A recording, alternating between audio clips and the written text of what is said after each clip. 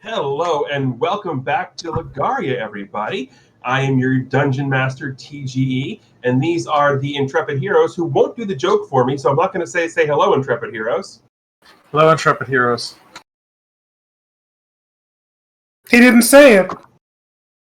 So three of you listened, one of you didn't. All right, excellent. This is how this day is going to go today. All right. Or we didn't listen at all and didn't care. I'm pretty sure Krim has me muted anyway, so... No, I turned the mute off, but I'm gonna leave my mute on. So anyway, first things first, if you are watching this live, happy Father's Day to those who it applies to. Whether you have kids, fur babies, I don't know about anything else. But yeah, happy Father's Day to all those it applies to, including our own intrepid King Adelwine here, who is doing what all fathers do and embarrassing the hell out of his son, royalty or not. Speaking of, what happened last time here? Does anybody want to give a recap? Oh, let me see. Sure, I can give a small recap. Beautiful. Alrighty, so, according to my recap notes, Kira reappeared. She found us in an alley while we were dwarfing around some guards and got us out of trouble. We safely returned Kai. Hold on. Oh. You're forgetting the most important part about that, though. Okay. Kira found us after Kai tackled. No, Alwyn tackled Kai because of the guards. That's true. And most importantly, Ponzi got smacked on the back of the head with the blunt side of the stick. Mm-hmm. Oh. Can we get a Ponzi counter? It's like getting bib slapped, but just Ponzi in the back of the head. Can we get a counter for that? We have an icon ready. Okay, after that, we returned Kai to the royal family ship, and he was officially granted his freedom, but not after we learned that he apparently was originally sold to the Duke by an Everett Clayton, who was apparently a very bad fellow. The king gave us a new mission after learning of this. He wants us to deliver Kai to the capital city of Argenti, and then we're supposed to await further instruction while we are there. In the midst of all that, there was scheming behind doors and talk between Kira and the prince, and Kira and Llewellyn, and the princess and Kite. Things might be going bye-bye, things might be kidnapped. I don't know, but we'll find out. And Ponzi got the king drunk again. As always, I think the king just stays drunk. Yeah, his name's Adelwine for a reason. Mm-hmm. Did I miss Hey, anything? why do I have a command in chat? I'm giggling because for those of you who might watch this on the recording, we just added a Ponzi command in the Twitch chat. Anyway, that's a pretty good summation. Oh, and we ended the session last time at breakfast in the royal ship where Chloe had asked the king a question, and the king's response was, "Yes, you have permission to date my son." Loud as heck, so the entire cafeteria in the boat heard it. That happened.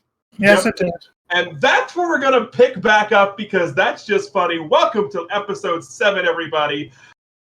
Dangerous Waters. So yes, Chloe, you have just asked the king if you can ask him a question, and his response was, "Yes, you can absolutely date my son."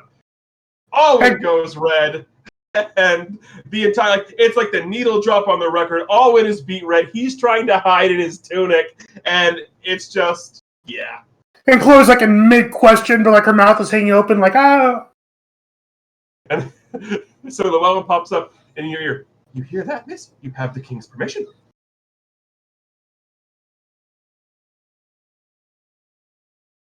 Lou, shut up.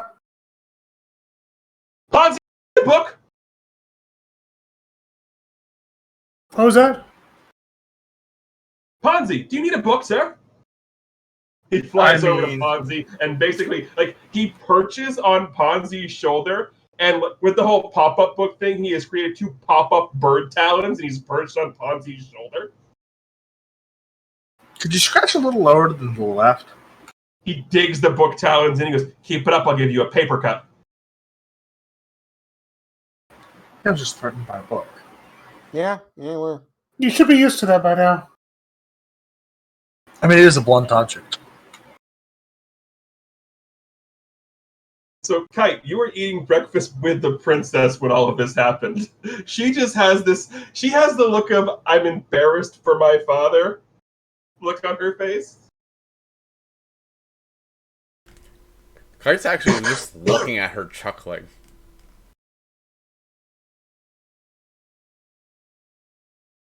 I don't know why he finds that funny. It's embarrassing.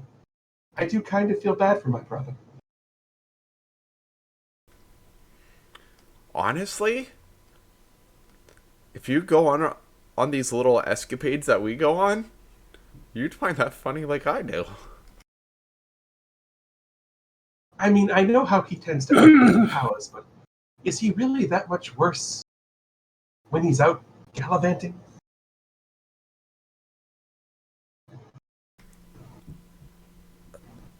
Just imagine walking everywhere with the two most oblivious people on the face of the earth. She stops for a second, looks at her brother, looks at Chloe, looks back at her brother. Oh no. And that doesn't even include the merchant.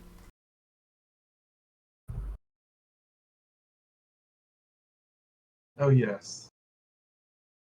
He's lucky my father likes those disgusting, jiggling concoctions.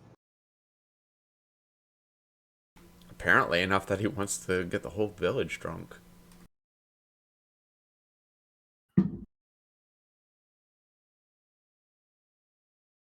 You know the phrase, you can take the country out of the person, but you can't take the person out of the country, or vice versa, whatever it is? Yeah,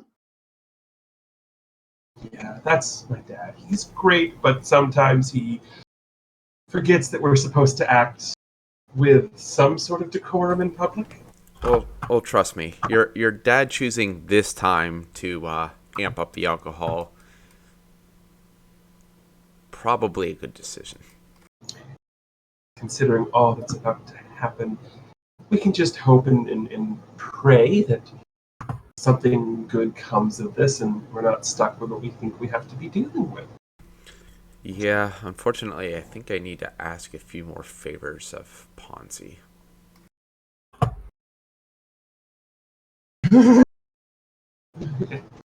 I'm not even asking the favors and I feel sorry for you. And I think Chloe might be able to help us out as well. I mean, she's clearly not, observant for anything else. Are you sure she's okay with that? Chloe's actually busy right now, right now writing on a napkin. Oh yeah, Actually, this is really hush hush anyway. Yeah. Yeah. Well, I think the ask won't be too much of her, that she won't be willing to cooperate, especially if she knows the reasoning for it. Fair enough. And what of your new friend? And she looks over at Kira's general direction.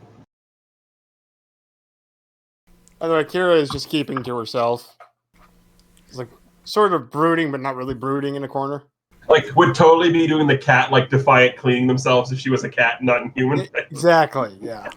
Well, I think it will be nice to have another one well versed in combat alongside, and also one that isn't so juvenile. Okay, wait, she's got a comb out. She's brushing her hair.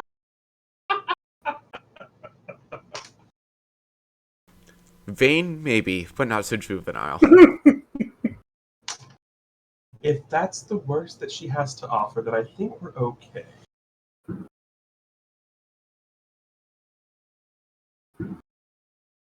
Anyhow, I should probably go and get myself ready so we can be prepared for the rest of the games. Also, just a random question. I haven't seen him the past couple of days, which is weird. You haven't happened to have seen the Duke recently, have you? Not since we saw him back at the opening events. And he was very in and out very quickly. Usually he's much more social. Even if he is a sleazeball. Well, let's just say it's probably better that I don't have much interaction with him. I would hate for him to gather any sort of reputation for me.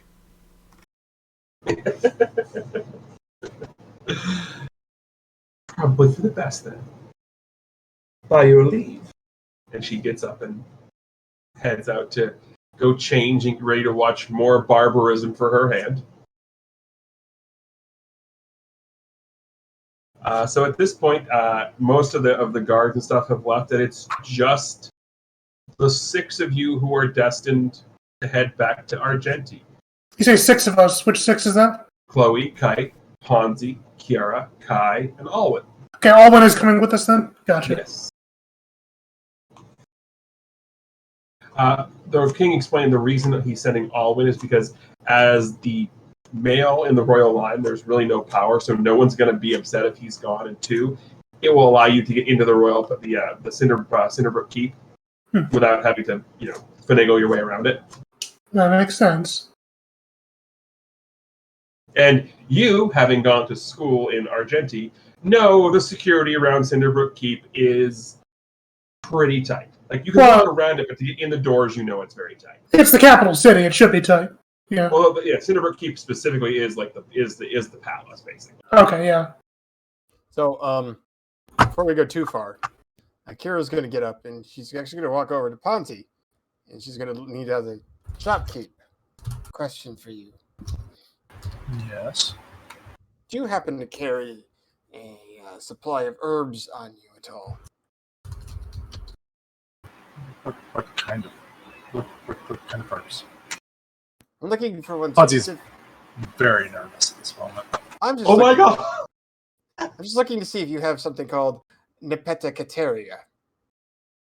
Llewellyn whips over and looks at you with this look of, like, if a book could have, like, he goes full Macaulay Culkin book face.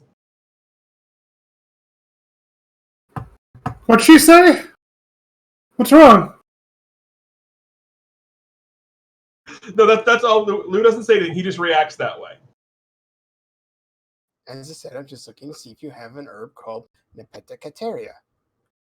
I don't have that on me. Unfortunate. Roll me an insight check, please, Ponzi. You want to insight check this?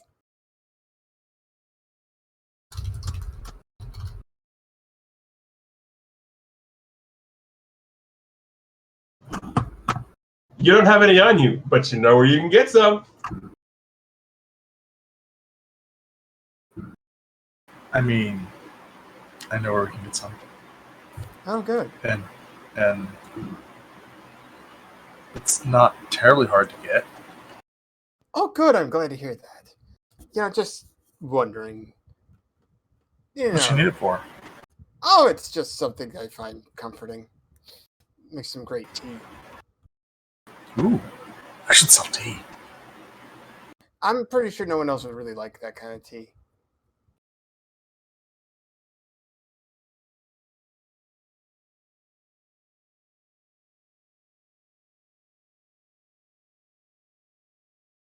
At this point, Llewellyn flies off of Ponzi's shoulder and goes back over to Chloe. Oh, Lou! She picks up the napkin. She was kind of scribbling some things on. What were you writing, madam? Oh, I was just doing some equations.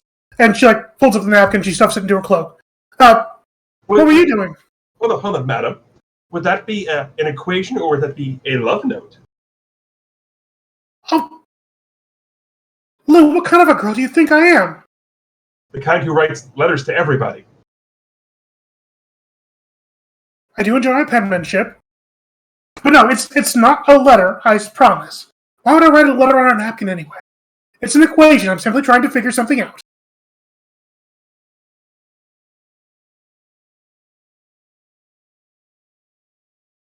Now, what were you doing? Watching a drug deal. What were you scheming over the... What? You asked me what I was doing. I was watching a drug deal. Chloe looks over Kira and Ponzi over there. And she looks back at Lou. With them? Well, if you had to look at anybody in this room to pick up something that was of nefarious means, who would you ask? Probably the least obvious person. So probably not Ponzi. Yes, but who would have the connections to get it? Probably Ponzi. Okay. And it's a drug for Kira? What kind was it, Lou?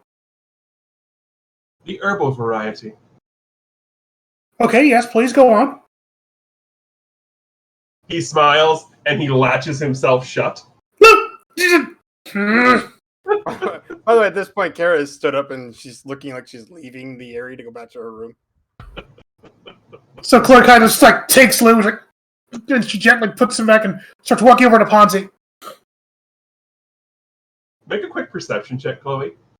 Okay. Perception. Not great. It's a 5. Okay. You don't clock this then. Kiara, while walking by, and Kite, if you would like to, you can both make perception checks. It's not a vital thing, I can promise you that.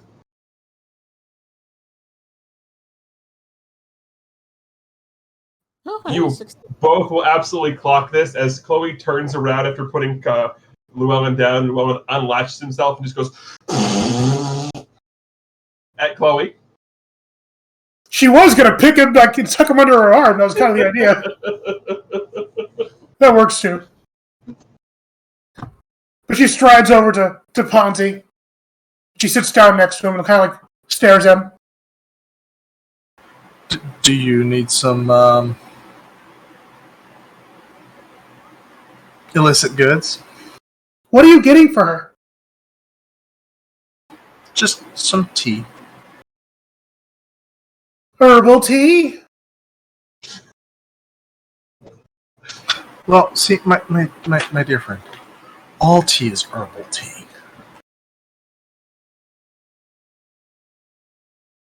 Ponzi, are you doing something nefarious for Kira? No.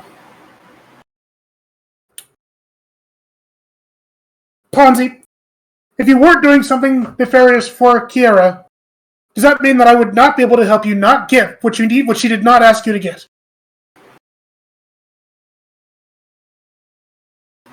You see all the math pictures of popping up around Ponzi's head, trying to figure out what was just said to him.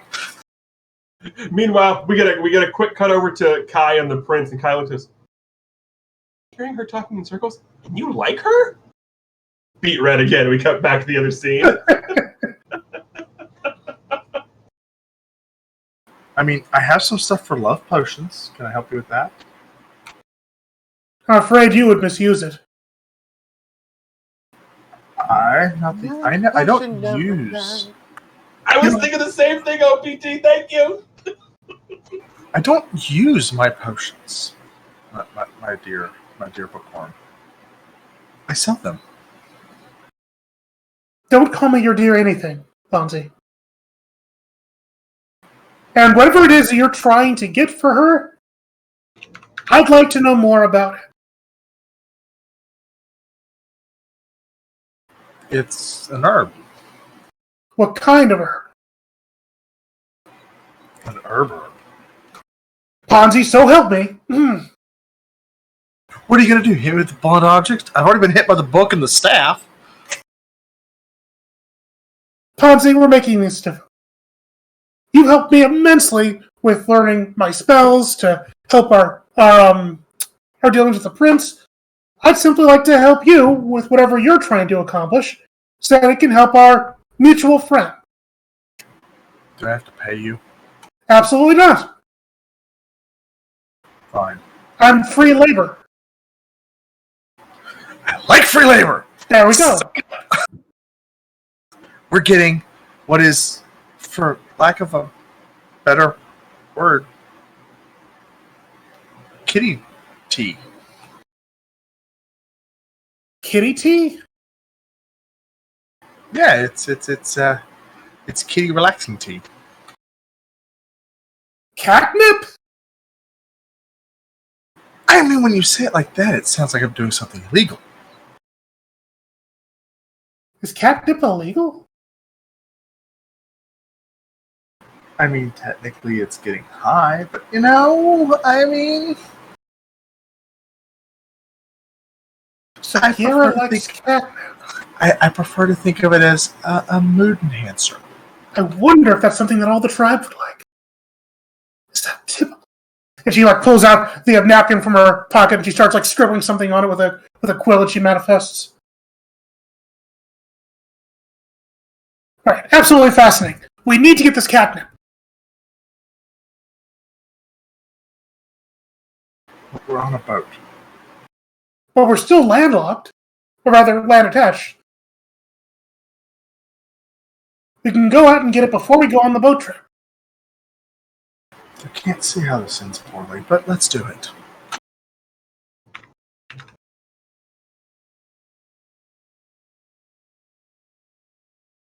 So Chloe goes back over and scoops up Llewellyn.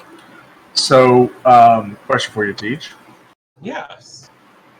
Suppose he knows what this herb is. Would he know if there's some nearby that would be easily accessible? Or do I need to roll for something? Easily accessible? Your insight check gave you that. You absolutely know where you saw some last time you were in Eagle's Guard. So Ponzi's going to run up to the captain of the boat. It's like, don't leave until I return. I have to make a transaction. And Chloe kind of runs by, holding all of her stuff, like, we'll be right back!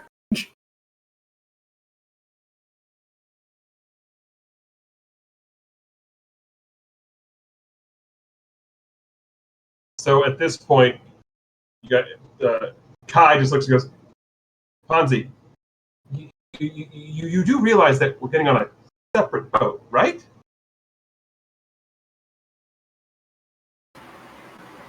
What? We're taking this one back. We're getting a smaller boat to travel. That one was pretty obvious, I thought. Yeah. Oh. Well, we'll be right back anyway. So Chloe and Ponzi make their way alone back into Eagle's Guard. What could possibly go wrong?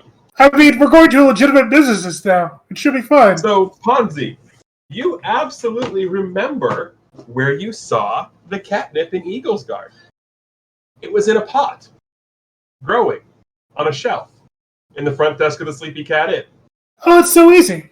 Oh, perfect. So we're going to the Sleepy Cat Inn.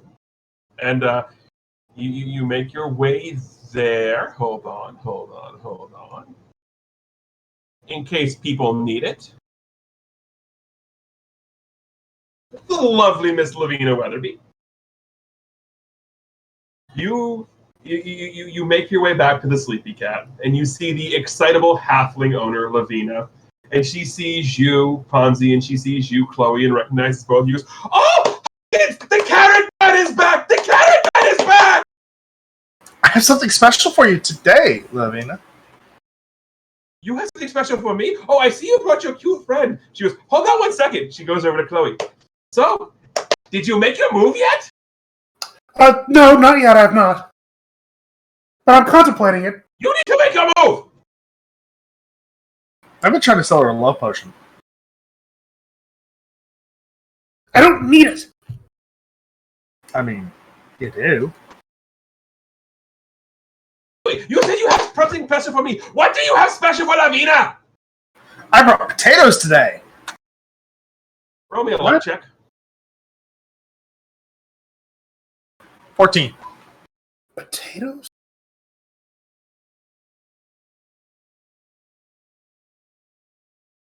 She looks, potato! You brought potatoes! They're fresh. She looks at you. You expect me to believe you brought potatoes? Well, I mean, I brought carrots last time. Carrots fresh all around here. Potatoes, not so much! So that means that there will be a prized possession, correct? It means he's full of crap. No. Ponzi's very well traveled, right? He's definitely full of crap. Ponzi, give her the potatoes. So Ponzi pulls out a sack of what would be those little. Ponzi pulls out an empty sack. Oh, I thought you rolled well. Well, he did, but the luck check was a 25% luck check, 15 or higher. Oh.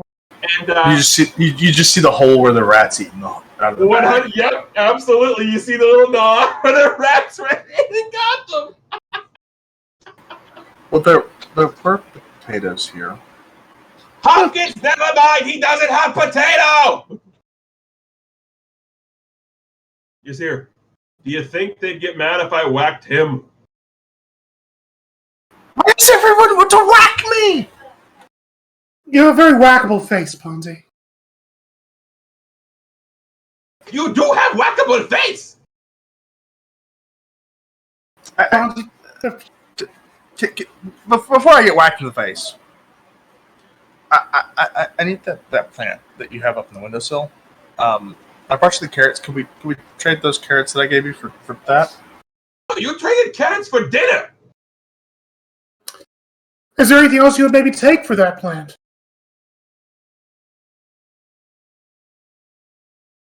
The problem with the plant is it's Butterscotch's favorite. I can't just give you the plant. Well, we wouldn't just take it. We could do some sort of exchange. Can I give you Butterscotch's favorite plant? What good is an inn called the Sleepy Cat if we don't have a sleepy cat? Well, since you then acquired it, would you maybe know where we could get some more of it? We have our own cat friend that has need of it.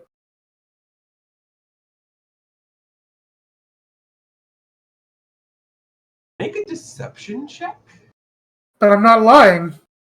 You're not lying, but you're not telling the whole truth either. Okay. I feel like I am. You're not lying.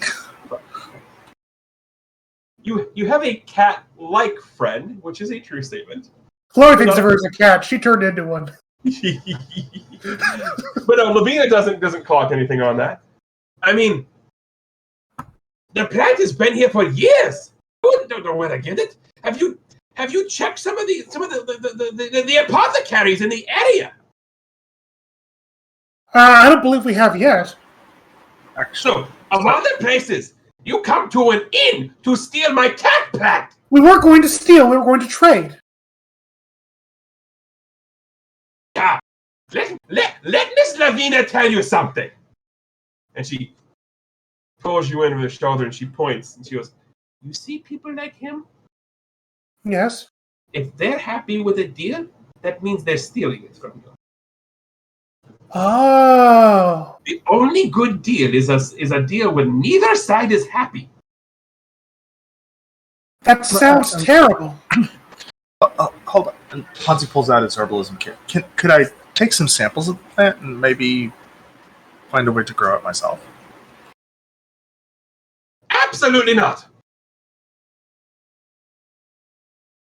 Had you had potatoes, we could talk.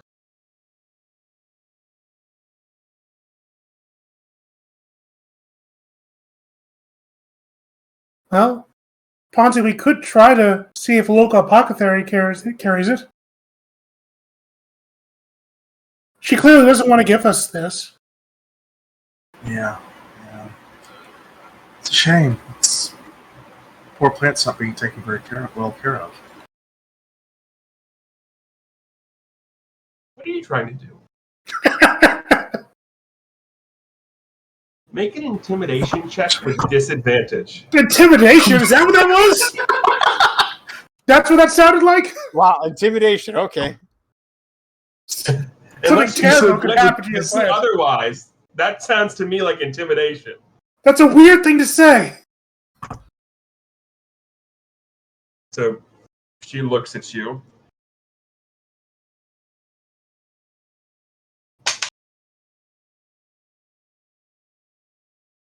So she looks at you. then leans in real close and whispers to you. Funny. The plant looks more nourished than you are. And I see there's a wonderful spot here on the back of your head that looks like it could use another knot. Okay, we're going to the apothecary. For the record, I just want to point out, you can't see that. I rolled I do. 15. Oh, cute. Yeah. The apothecary sounds really There is good. more to the wonderful Miss Weatherby than meets the eye. I mean, she's running the inn by herself, so clearly she's a tough woman. Ponzi turns tail and just sprints out the door. He's So is that kind of ready to grab? You're like, no, come on. Yes. Why would you say something like that? The plant didn't look all that well taken care of. You insulted her. Never mind. Hopefully she doesn't hate us now. She seemed like a nice woman. Ponzi, you can tell that she didn't hate you. She actually enjoyed the bartering. I will give you that for free. It's kind of his wheelhouse, so it makes sense. I'm slimy, yet satisfied. Cue the music! So I take it we try to find another apothecary? Or another place to be? Yeah, okay. Well, go ahead and roll me an investigation check. What does that look like? Oh, It looks like the button that says investigation. I'm good at this. Okay, so here's what happens. Chloe, you initially start by following Ponzi because, this is his thing, he knows. And in his thing, he's like, I know exactly where to go. And Ponzi, you walk right across the street from the Sleepy Cat Inn to the scroll salesman you guys bought the invisibility scroll from. Mm-hmm. The one who absolutely hates you. Mm-hmm. Yeah. And he's about to... Chloe, you catch this before he goes up there. He's about to go over and ask, and you realize that what this guy is, and you... Nope! This guy does not have any herbs. You know this for a fact, and you manage to snag Ponzi before he goes and gets himself hurt. Got there. Hey, but And shinies. you manage... He's got shinies. He hates you. Everyone hates me. I'm a salesman. You hear Llewellyn. He's right, you know. No, we're not going there. But he made such a good deal last time. No, he didn't. Actually, he did. It was a wonderful deal. But we are not going back there. Yes, there is no kite here to make him laugh by smacking you in the back of the head. Actually, madam, you can use me to smack him in the back of the head. I'm okay with this. Shut up, Buck. I don't want to get any grease on you, Lou. Very good point. So, with Am I that, really that is my hair really that greasy? as you squeeze, like 3 drops of oil come out. Ooh, I could use this. Stores it in a vial. That's where the snake oil comes from. Yay! So Ponzi isn't a no. Ponzi is actually a Yantino.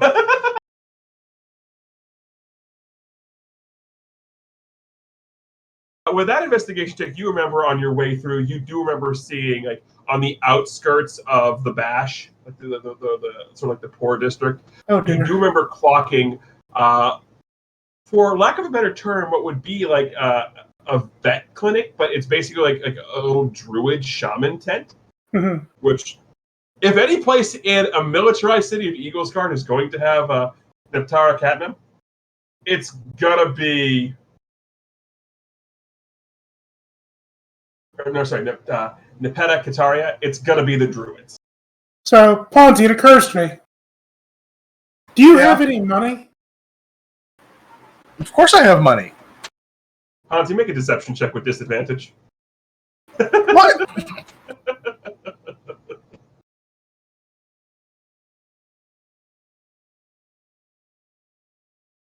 Jeez. Chloe, he's not lying insofar as he's not telling the whole truth. He has money, but it's in the form of gems that haven't been converted. No. We converted those officially. Yeah, we converted those. Yeah, we made that. That's how we made our invisibility purchase. I have gold on my sheet I'm looking at. Oh, okay. Then forget about that. I thought you hadn't converted it. That's on me. My bad. Yeah. No, I have money. Trust me. It's the art. It's the art from Giant's Cube you haven't converted yet. That's what it was. That's it. Never mind. Forget that deception check. Then. Well, good. Because we may have to buy these things, and I'm afraid I'm fresh out. I'm great at haggling. We'll be fine. So you guys make your way to where you remember seeing this druidic temple type of deal, and it's small. It's on the outskirts of town. It's clearly not something that they kind of like worship here, but they keep it because people still love their pets, so they keep a place like this just in case. But this is the strangest druidic temple because you walk in and you get there. You get there and you see what appears to be this thin and wispy smoke coming out the door as you approach. It's a decent size, like a smallish church size building. So it's really like a smallish church, mostly all natural materials. The way a druid would do it, type of deal. Gotcha. But basically, the way I picture it is less religious iconography, but about the size of the church from the Sector 7 slums in Final Fantasy. Wow. Sector 5 slums, excuse me. That's a huge church. Well, compared to some of the other buildings in here, not really. Okay. But it's also run down and ramshackle. Gotcha. I was thinking of all the multiple floors and such. Anywho. So yeah, we go inside there and start looking around, I assume. As soon as you open the door, I'm going to need both of you to make Constitution saving throw. I weirdly am good at this. Not good enough. Oh dear! Wow, my name is Norest. I mean, Dark. When did Dark touch your dice? So is that 3 ones you've rolled today? It is 3 ones in a row. in the past 3 rolls. So you both walk in. And you walk in and you're hit with a blast of heat. And Chloe, you start... It's a little uncomfortable. It's a little hard to breathe. But you're fine. Oh, good. Ponzi, you get hit with this. And everything is sticky. And you look... And all of your Jell-O shots have started to melt. You're having a hard time breathing. And when you walk in, you look, and you figure out why. Because apparently, this druidic sect has run on hard times. So to raise money and to keep funds up for that when they're not dealing with sick animals, you see a room full of people in very tight clothing, all on these mats on the ground in very weird poses. Like they all they're sort of down, like on the ground, arched up like this. Oh, they're doing yoga. Okay. You have walked into Druid hot yoga. My job.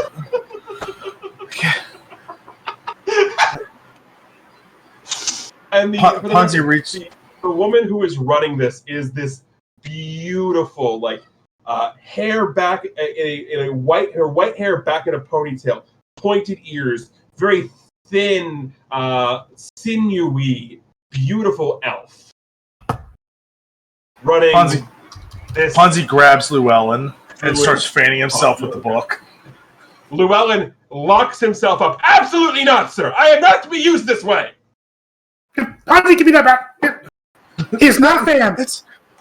I can't. And Ponzi just falls over. I can cast Ray of Frost on Ponzi. Ponzi, as Ponzi starts to fall over, you pick him up, and you see he is so greasy and oily. You can see his mustache starting to droop and fall. Ew. So nuts.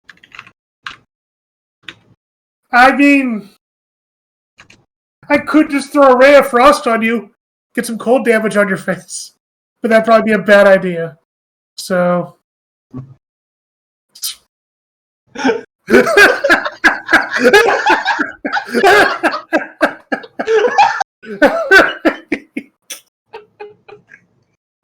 Oh.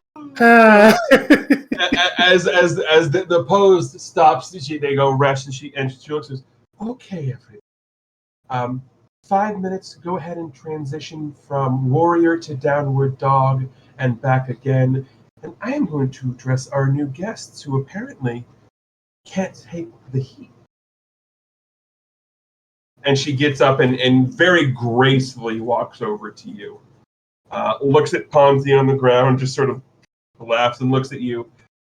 "And to what do I owe the honor of guests in the temple?" We're here. And she kind of nudges down at Ponji. We're here to actually make a purchase. We were hoping you had some catnip. You are looking for...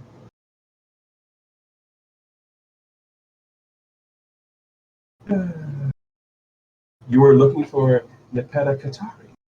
Yes, that's correct. Nepeta Pahari? Do you have anything to help? Carry some here. Oh, wonderful.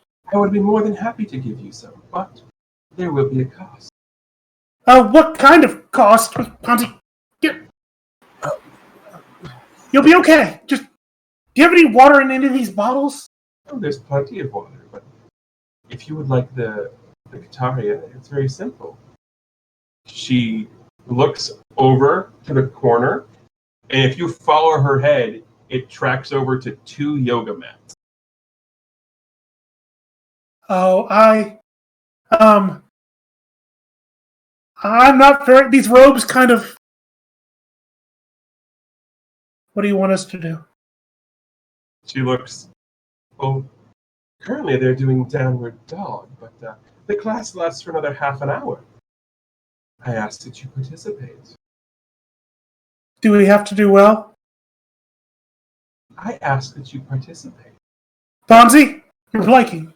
You're planking, whatever that is. Yes. Otherwise, we're gonna... I'm gonna say yes. Right, Ponzi? If you disagree, say so. Ponzi's already on the yoga mat. There we go. All right. Ponzi's like, I don't have to pay to get this stuff. Ponzi's like, yeah, I'll do the work. So from a mechanical perspective, here is how this is going to work. It's gonna be awful. I will tell you right now, there will be no negative implications aside from you guys being sore from it. So, okay. But I'm going to treat this like a little bit of a skill challenge here. There are going to be 3, or basically some rolls here. Each one for different yoga poses or whatever. I'm not going to go through the whole thing, but I'm going to describe some. So, because this is yoga, this is going to be acrobatics checks. And if as a group, you and Ponzi can amass 3 successes before 5 failures, there will be a small little boon for you all. I think Ponzi and I are looking at the same stats on our sheets. Oh boy. So, Just she, Chloe just starts muttering to herself. She's trying to do the pose. Like, never. I love how all of this is because Kira just wanted something to help her relax. just, all right. Welcome to our new guest. So now we're going to, again, since we have some new people here, we're going to go over the 12 basic poses. So first. So before this starts, yes, we're going to cut back to go right ahead, Kite. Please. Because Kite is with Alwyn right now. Yes. So, yes. Prince, you do realize that Ponzi has been out quite a while with Chloe. You don't think that he and her are running around looking for love potion ingredients, do you? What? He cannot. And Kai at this point looks at Kite and goes, for her or for him? At this rate, I think they both need it. No kidding. It's like, it's weird because, like, I've kind of basically been in captivity my entire life, and I have no problem talking to her. He has been raised around this, and he sees the cute girl, and it's like it's the weirdest thing. Trust me, he's more oblivious than you think, and it's not just with Chloe. Let me roll something for Kai here.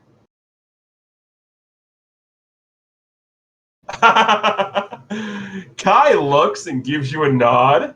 Doesn't say anything, but the nod has the implication of, I saw who you had breakfast with. Yep. So, but yeah, just had to give that whole making Alwyn turn red again. Oh, gosh. So we're back to this, and the druid looks and goes, okay, we're going to start simple, and it's going to be downward dog. So basically, if you don't know what downward dog is, it's the legs out straight, arms out straight, back arched type of deal. So Chloe and Ponzi, please give me acrobatics checks. That's one fail. Here's the second one. Oh, wrong way. That's two fails. At least we match. Yep. You both go, and Chloe, you're trying, and you can kind of get it.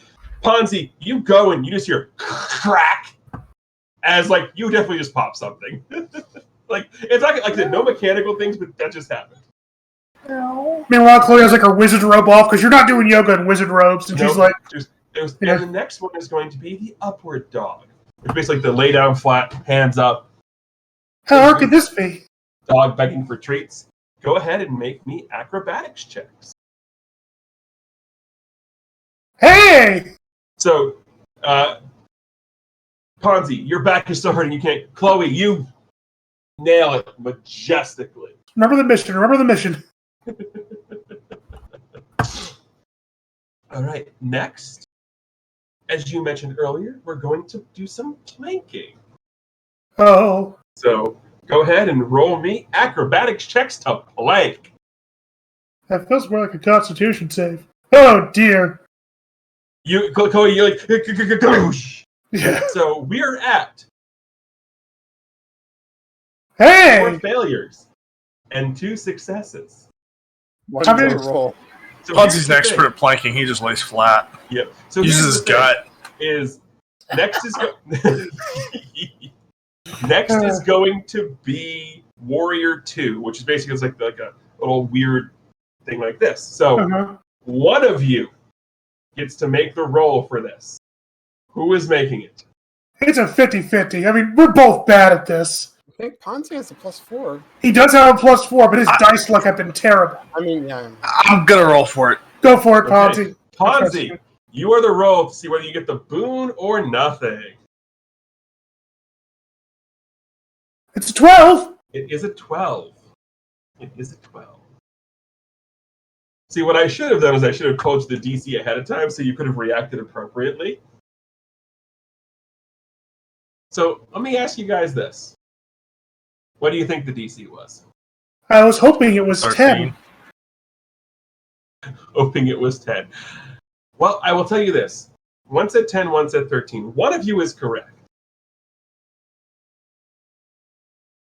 Which one of us is it, Pat? These are all basic posts. The DCs were 10. Yay! Tell them what they want. Ponzi won a sore back. Yes, Ponzi did win a sore back. Wait. So Before they win anything, Jam, you have to roll to see what you would have done. Yes, you do have to still roll. Yay! Bob. So you go to Warrior, try and do that, and you're just like, and your knees are shaking, and you're like, just like. Meanwhile, you look over, and there's Llewellyn, like perfectly doing yoga poses with the pop-up pictures. It's a book, so it's not right, but at the same time, like his pages in the hot yoga, they're not wilting at all. He seems to be loving every bit of this. I call shenanigans on the book. I'm glad you find this refreshing.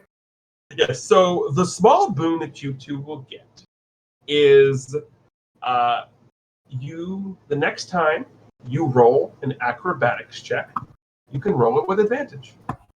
Sweet. Like I said, Never just rolled a small acrobatics little again. boot, nothing crazy. I'll So take it. you guys go, and like everyone sort of leaves, and then the hot druid comes back up to you. That was very entertaining. Normally, people don't agree that quickly to join. But You know a good deal when I see it. Oh, there was no deal to be made. I just enjoy watching people do it. If you want some, go ahead and I'll snip you off some. We have plenty here. It was free anyway. I'm not going to focus on how creepy that kind of sounds, but thank you very much for the catnip. Not a problem. She goes and trims some catnip. You get you get what basically a little 2-ounce baggie of catnip. Okay, because 3 ounces is good. It's only a dime bag. Yeah, you start Yes. getting the 4 ounces, and then suddenly it's trafficking. Yes, you 100% have a dime bag of catnip.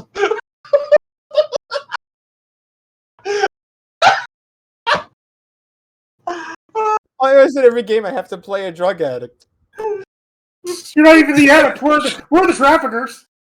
Right? You have a Ponzi absolutely would be a trafficker at this point. gosh, you have a No one's surprised by this.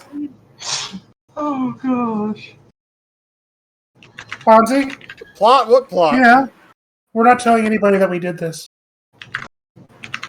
How are we going to explain my sword back? You fell. I believe You are not telling Alwyn most of all. Oh. Oh. I will be telling all. You will not. If you tell him, you'll have no blood left and he will pass out, and you will have to cure him. Why will I have to cure him? Never mind, I just don't want him making eyes at me. You'd rather make eyes at him? I don't like him! Llewellyn? You see, Lou is basically like he's down. The way his spine is folded up, like the front cover is up. He's clearly doing upward facing book dog. Your spine feels wonderful, doesn't it, Lou? Madam, my spine has never felt better. Can we come back here next time we're in town? Absolutely. And maybe if we're lucky, you can bring the prince with you. I hear he likes yoga pants. And with that, is there anything else you guys would like to do in Eagle's Guard? Are you returning to the ship? Let me go back to the ship.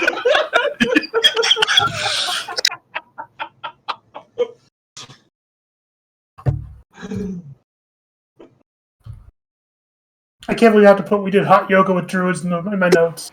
Yeah, but I'm okay to go back to the ship after that line. Look forward to that letter, Una. Yeah. Right?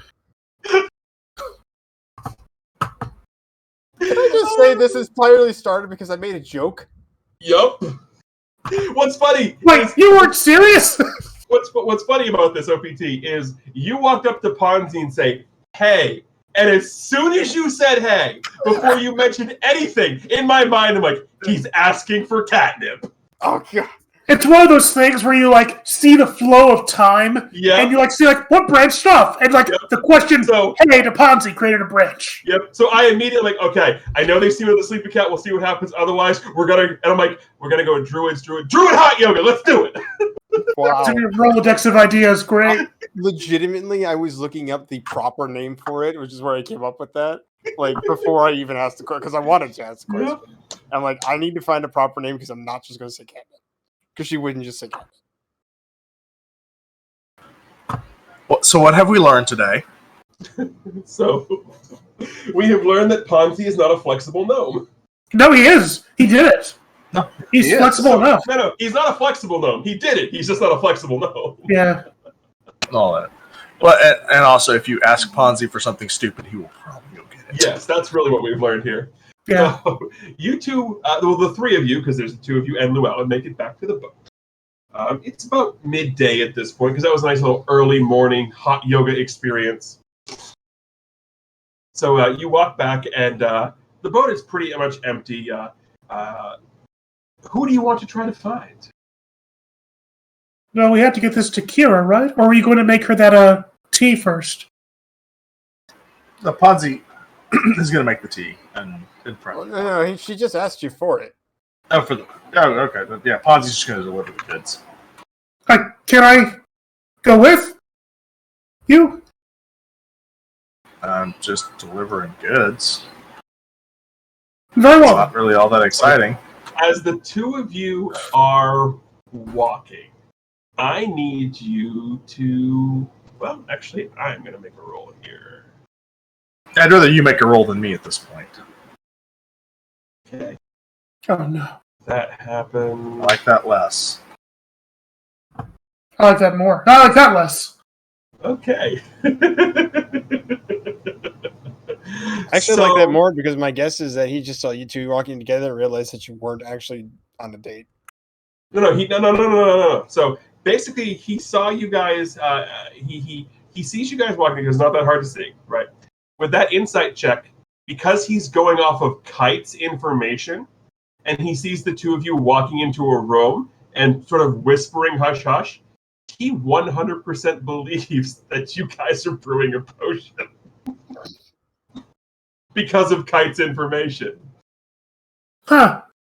What's he going to do with that? He doesn't necessarily think it's a... with that, he's like, well, it's probably not a love potion, but he definitely thinks you two are scheming something. Which you kind of are. Kind of her. Ponzi scheming. Shocks.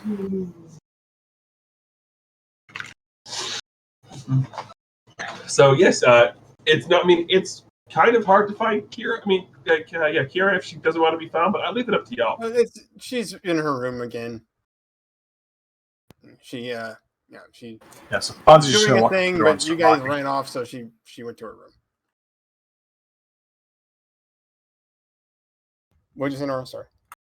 Yeah, Ponzi's just going to knock on the door.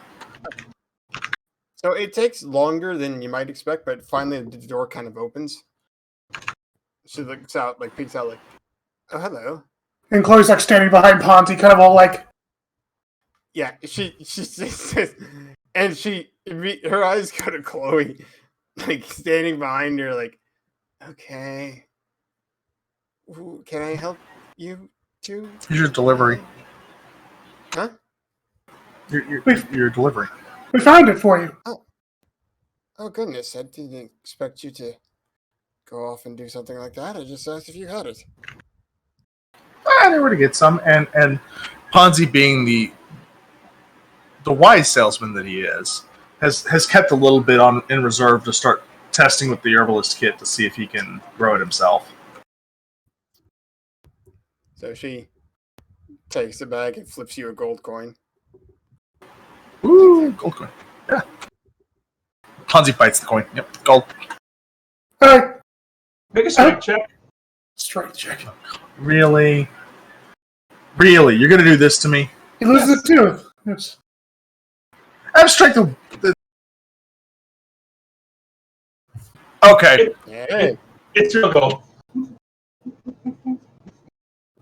I really took it off my sheet. So Oh, it was going to be real gold no matter what. Yeah. Chammy hit the right on the head if it was going to be a chipped tooth or not. right. Because it's funny. So Kira simply thanks you, and the door starts to close. Enjoy your... Kira, I have a question. So the door closes, but you hear this. Then the door kind of sort of opens again, yes. It's a minor one. It won't take a minute. I just wanted to know, do multiple Lagus from your tribe, do they like to sample that herb, or is that something that's rather unique to you? This herb is easily found around our village. Why does that matter? Well, partially curiosity to kind of, learn more about your traditions and all of that. But also because I just thought it was fascinating. And if you're willing sometime during our journey, I would certainly love to try it and try it with you and see how it tastes. No, I don't believe you would, actually. It's not something for... Let me just put it this way. The tribe has very strict rules against younglings having this. Oh, I'm not that young. Uh-huh. What? I'm not. I'm an adult. Uh-huh. Yes, I forget you. Humans mature faster than... Right. Never mind.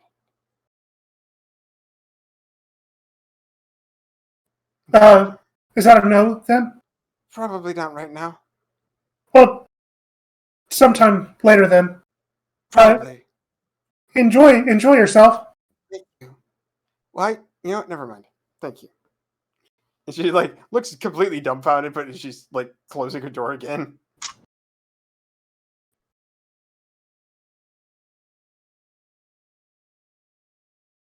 Kind of give you the oh my gosh, I have a stalker look. Yeah. At this, once the door closes, Llewellyn speaks up, "Madam, Lou? remember the conversation we had about personal space and questions? Not very well. Clearly, we need to have another one." You're not very persuasive. I thought I was just being friendly. I have a question for you, madam. Were Yes? you not calling that herb by its colloquialism name? Well, not in front of her. But were you not calling it that earlier? Well, yes, of course. What is the name that you were calling it, madam? Catnip? Are you a cat?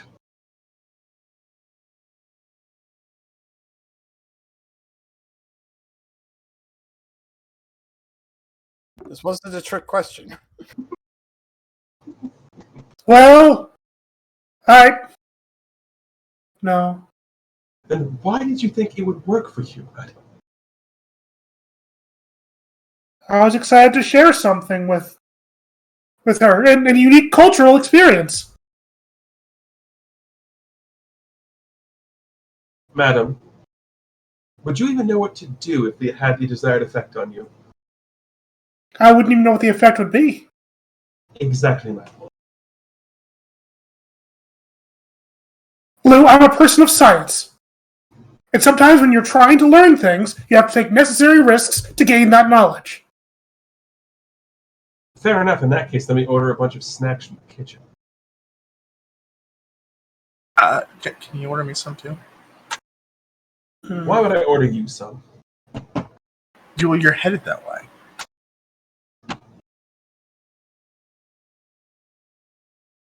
Regardless, so Llewellyn just looks and then does the whole fourth wall breaking facing the camera, opens up his book pages, and then writes on himself that just says, "I'm surrounded by idiots." Shuts the book, clamps himself, and goes back into your bag. yeah. What have you said about fourth wall breaking, Lou? Yes, madam, only on Fridays. Anyway, thank you for including me in your adventure, Ponzi. Well, thanks for coming along and doing some what was that? Some druidic yoga? That was fun. No. That reminds me, where's the prince? Ponzi, please.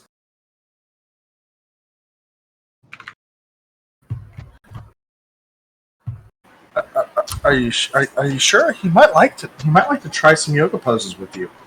She actually kind of lowers her hands on your shoulders. Ponzi, What? I need you to understand something. Understand what? I don't like the prince. And I don't like the way that he makes those eyes at me, or the way everybody else seems to imply these things. I don't like it, and I don't want you to keep doing it. The Ponzi gets really close.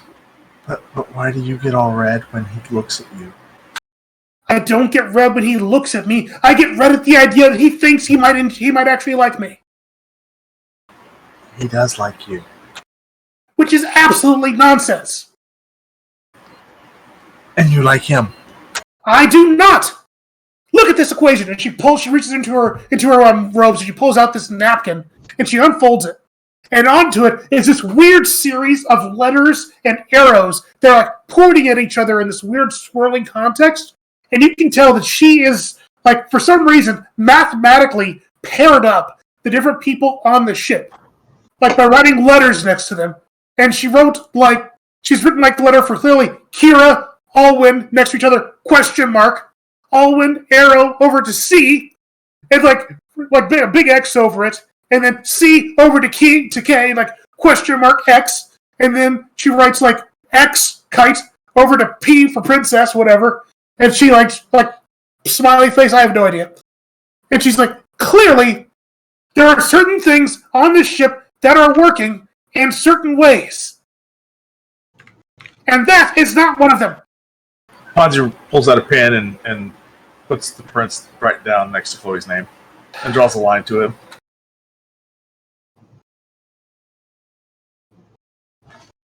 I'm going to my room. Mathematical. I'm going to my room to smoke. From the other, since you guys are having this discussion right outside Kira's door, you just hear from the other side, "Oh, just date him already."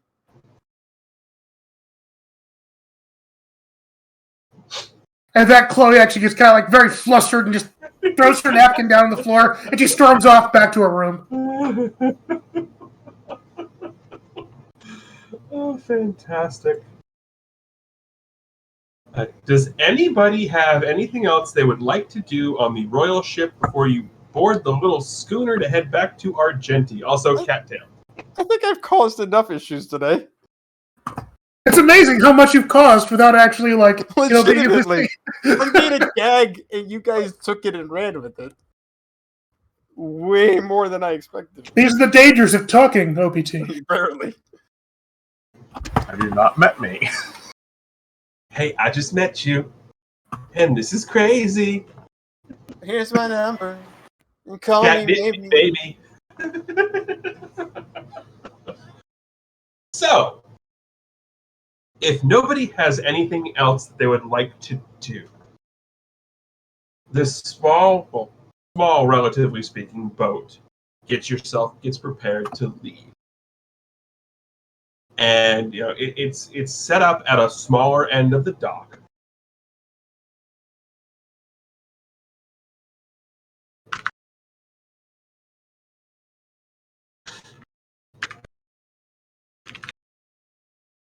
So it's set up at a smaller dock away from the royal ship.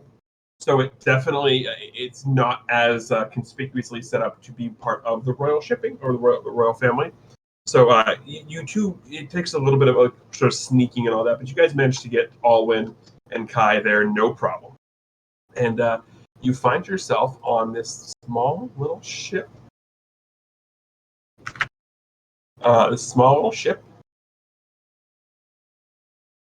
Ooh. Oh no, it's a battle map. That just so happens to have a map. So sit right back in your heel, a tale of a people ship. Da-da-da. Oh, the ironies of that statement. Tours and everything. So, Also, this map looks very familiar, Teach. I wouldn't know anything about it. I've never used this map before. Pretty sure you asked me to find you a boat map. Oh, yes. I did. I forgot about that. I did find the water assets myself. Ooh. Ooh, shiny. We got water effects. Yes, there are water assets here. So, you guys are on this boat. It's the Ariri River is long, so it's going to take probably at least a day or two to get from Eaglesguard to Argenti, assuming the current wants to behave. So you guys do have a couple of days. But first things first, let's go ahead and Teach. How about you get yourself on the right layer, so when you pull things on, they're where they need to be.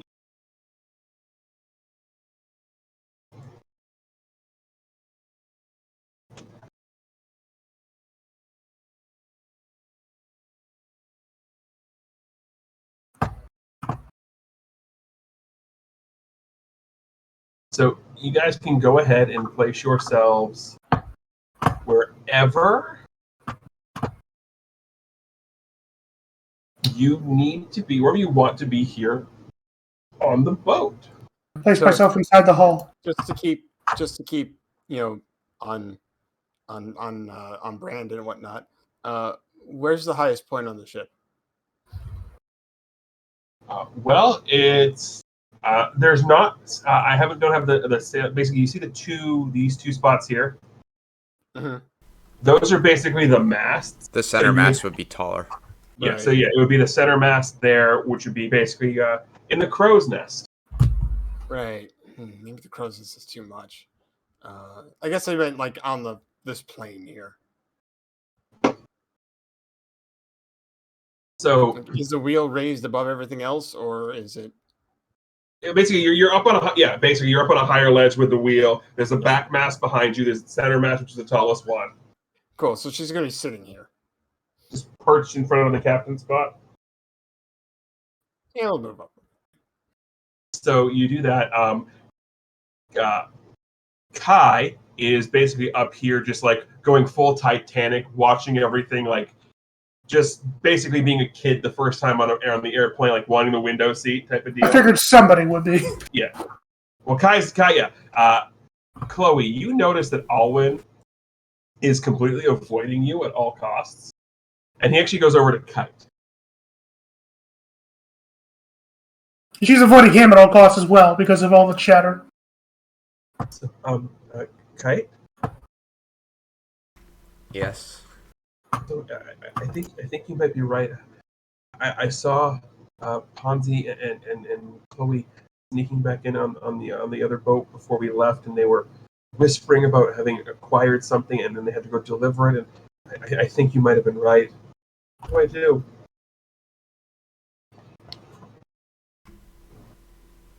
Despite what they're doing, how do you feel? I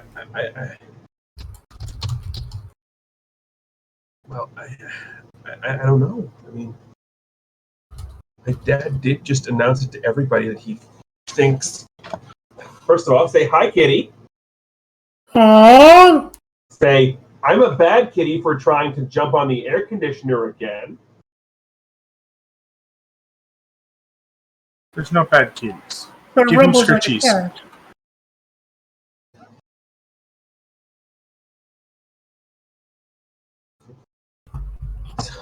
So I don't know. It was embarrassing and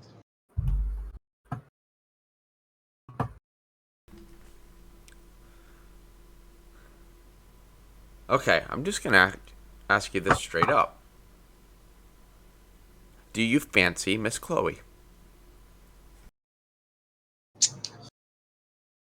he gets that nervous teenager look.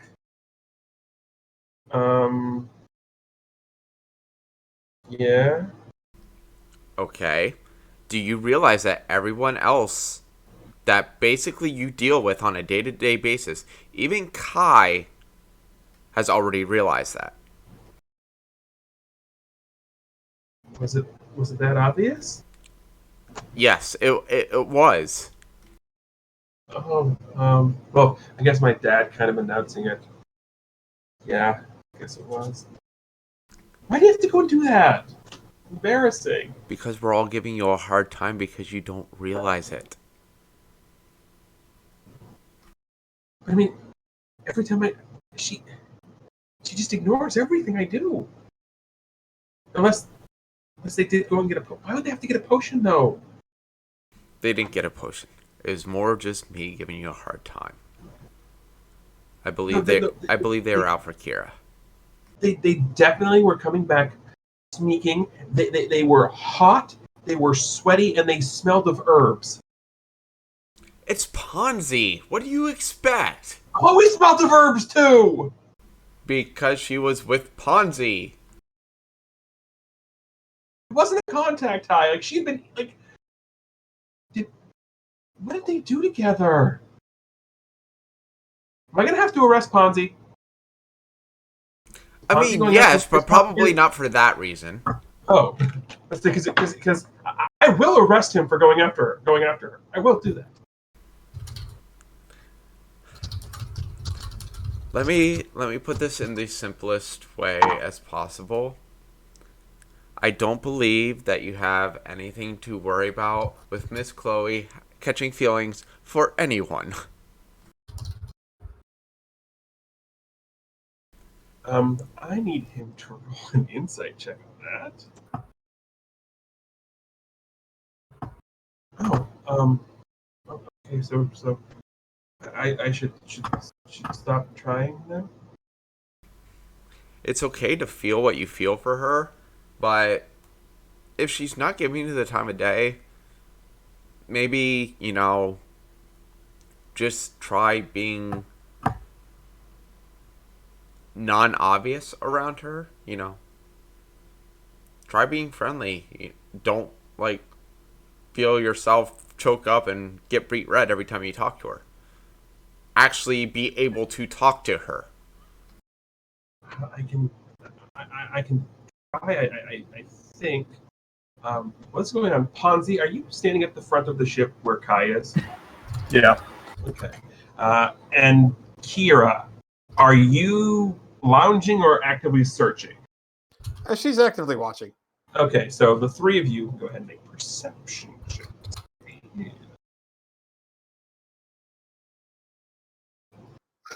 Or not.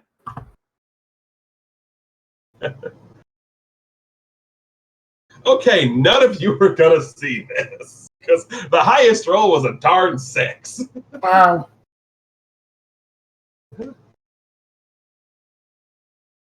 So this conversation is happening, and that's a cat leg in front of me stretching out.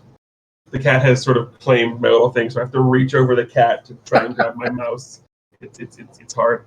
Why can't you lay on my hand? That's all I ask. Lay on my arm. Cattail.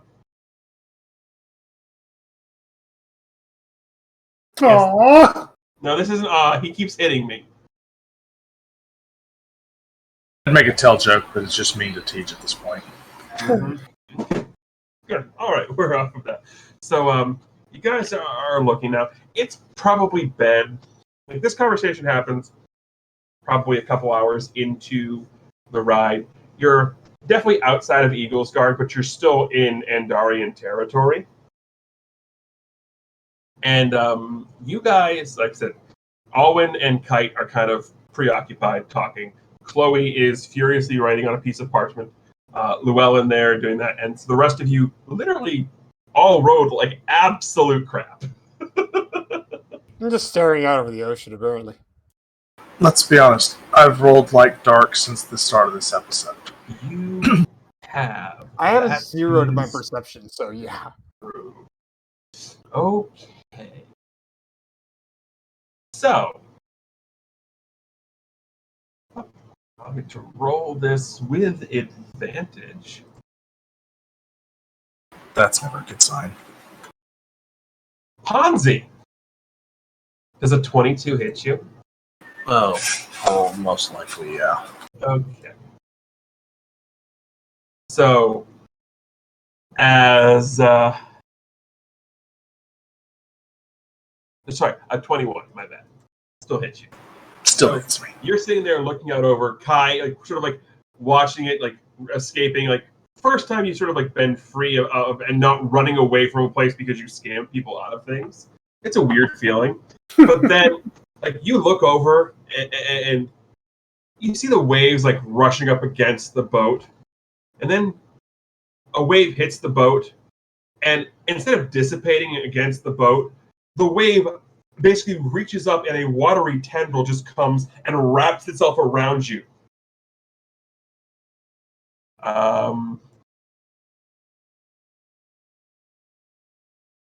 You're going to take 14 points of bludgeoning damage, and you are grappled by this giant water tendril.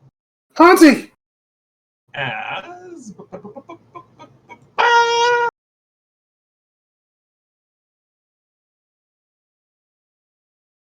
Ponzi technically is now here. Of course. And the water screams.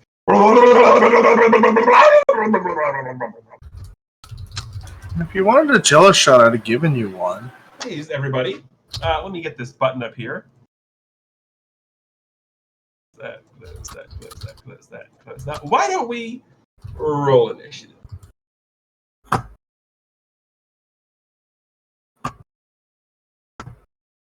Ah, nuts.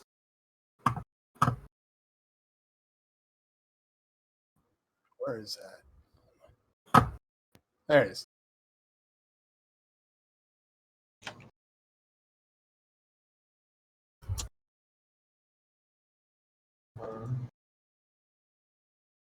Second here.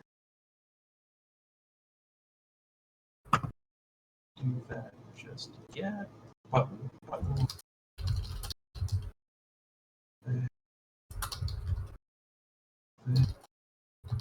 Okay.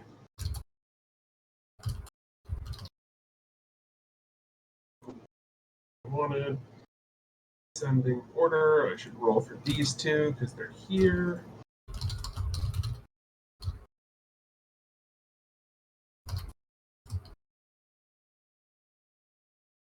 Okay. So you guys hear the screaming, the hollering. Ponzi gets attacked by the giant water tendril. And Ponzi, you're up first. You're grabbed by a giant water tendril, and you are now in its grasp out over the edge of the boat. What do you do? Scream in terror.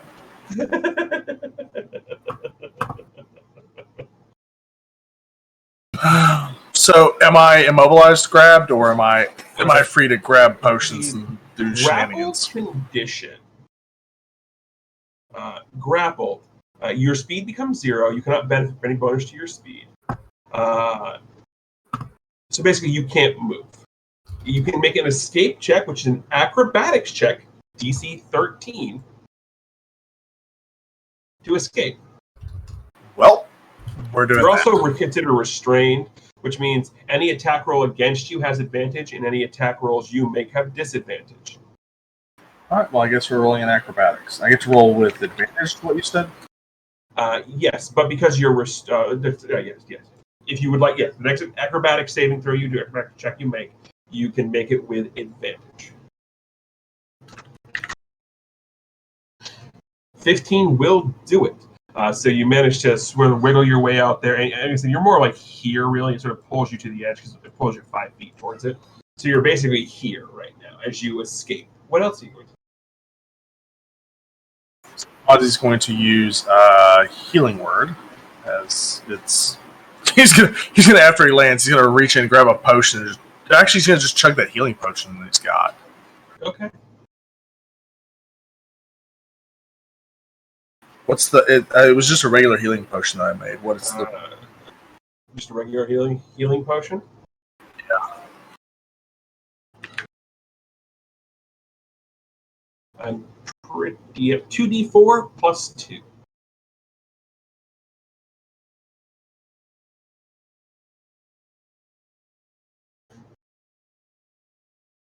So I heal 7. Yay!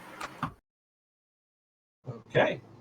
It was your movement to escape and your action to chug a potion.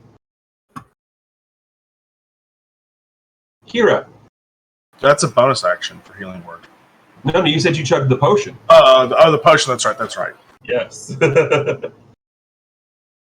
So, Kira.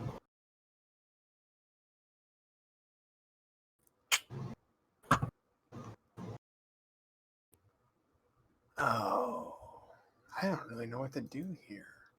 That makes 5 of us. Too far away to do anything.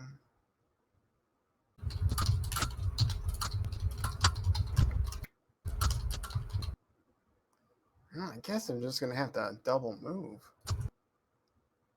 So the dash action?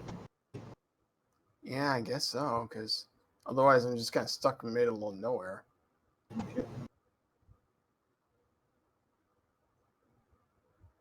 Okay, so my first... I love this that has area a thing that can do that. What? Yeah, this area here is just like, what is this? Just that part is just drawing, so this middle part here, ignore it. It doesn't exist. Can I stand here or no? It's on that. Yes, yeah, absolutely. Yeah, yes. Like the drawing doesn't exist. It just wouldn't play. Gotcha. Okay, cool. So spend the rest of my movement and get up close here. And that's going to be my turn, I think. Okay. So it is Alwyn's turn, and he looks over at Kite. What should I do? Don't get yourself killed.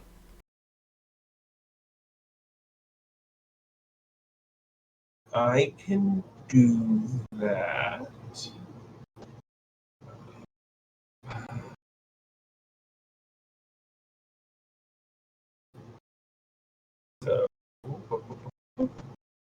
So as a monk, Alwyn gets 40 feet of movement. He's going to just sort of like jump up here just so he doesn't have to go over Kite. 5, 40. And then he's going to head on over here. And then what he's going to do is he's going to stay there, and he is going to use his Radiant Sunbolt ability, which you guys haven't seen him do yet. Basically, he sort of gets there, and then... Oh, I just noticed something. What? Apparently, I could take a bonus action on each of my turns in combat. This actually could only be used to take the dash action? As a rogue, yes. So if you wanted to, you have the rogue action as your bonus action to dash. You would still have an action then. Oh, nice. They encourage you to move. I'm so sorry. I did not realize that. That's fine. I haven't done a lot with rogues either, so I forgot they had that. To be fair, this is your first combat, technically. This is also true. So, does that mean instead of here, I could move here and attack this thing? It is a large creature, so you absolutely could. Cool.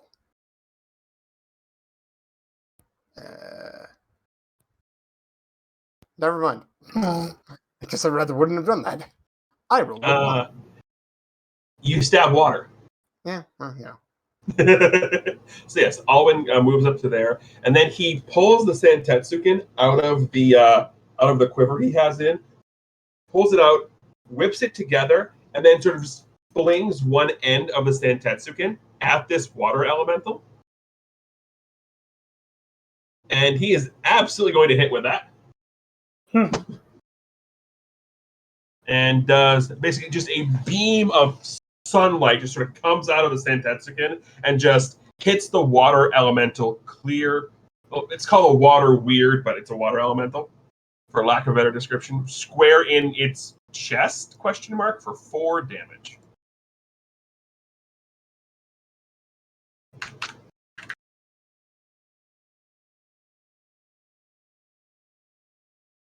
Sorry to have jumped in with that. I just noticed that. No, that's perfectly fine. Like, by all means, we're here to learn crap. Indeed. Chloe! Okay, a couple of questions, important ones. How does the wand paralysis work? What does it say on the card? I didn't get a card. If you look under handouts. Handouts. Oh, there it is. Nice. I make sure you have your things. Does not so 60 feet. Okay. Towards a creature. Okay. Sweet. Much charges. Yeah. Okay. Yeah, I'll absolutely do that. So it's I'm going to move up, so it's 30 feet. 20, 25, and 30. And that's definitely more than enough to do a wand of paralysis, which I'm going to fire at this seaware. So you grab this wand, you flick your wrist, you fire it. This thin beam of green energy just flies out of the wand, hits the water, and just sort of dissipates into the water. It's a creature. It's immune to being paralyzed. Son of a gun. It was a great idea, but this thing's immune to paralysis. At least I tried. Yes, you did. Investigation is a standard action, right? To figure out what this creature is. Insight, yes. Yeah. Okay. So that's my turn then. Yeah. I'm good. Insight. You make a roll. It's a free action to figure out what this thing is. Okay. See what we learn. Oh dear. It's living water. Yeah. You're not even sure it's living. No, I'm good. It is Kai's turn. And he looks.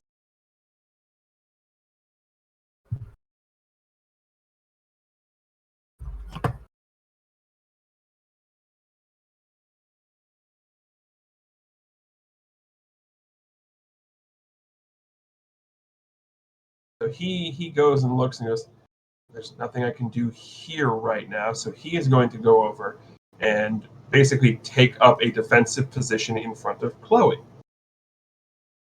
Oh, thank you. Yeah. So he's basically like sitting there, like ready to fight. Kite. So Kite runs up 30 feet once I get my mouse over there.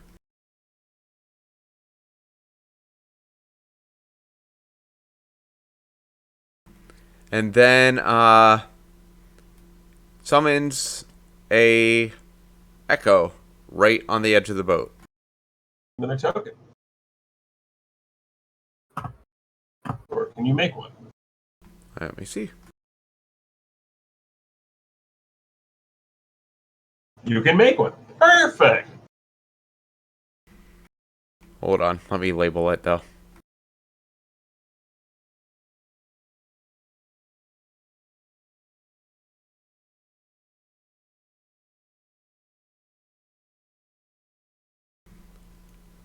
And then,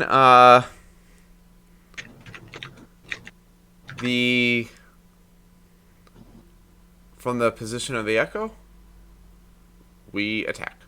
Alrighty.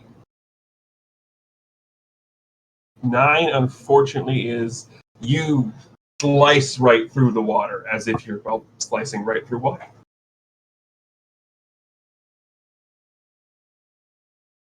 It is its turn. It has 3 things in front of it which it can hit. It's decently smart. So weapon attack, and then the thing that didn't do anything that looks small and squishy. So I'm going to roll a d6, and we're going to figure out who it attacks. 1 to 2, it's Kite's Echo. 3 and 4, it's Kira. 5 and 6, it's Ponzi. It's Ponzi. Of course, it's Ponzi. Of course, it's Always Ponzi. Always Ponzi. Yes. So this thing rears up, just takes its giant Aquan fist.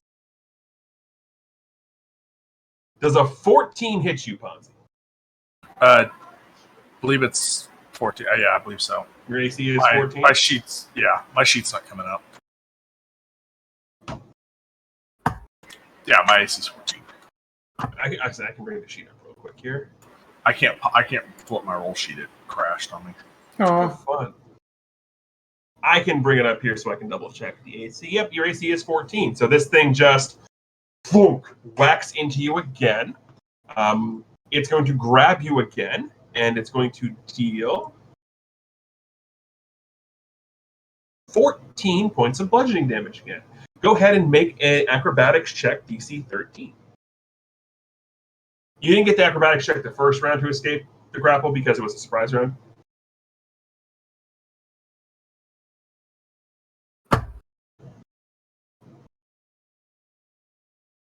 There we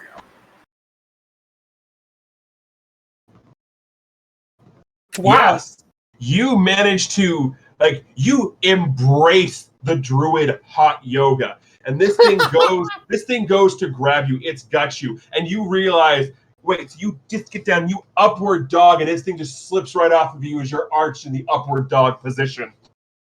Fully embracing your druidic hot yoga. On initiative 1, oh no, happened. There's gonna be more. There is. On initiative 1, you hear and jumping up from under the water appears this. Well, let's go ahead and put the token on the map. I knew it! Wait, is that what I think it is? I can't see. What do you think it is? A lizard man. It's something. Huh. And this thing, it's holding a trident. It's holding up this little holy-ish style trident symbol. And and as it jumps up, it brought friends.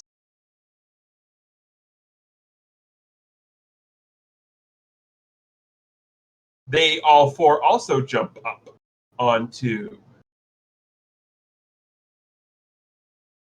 the boat.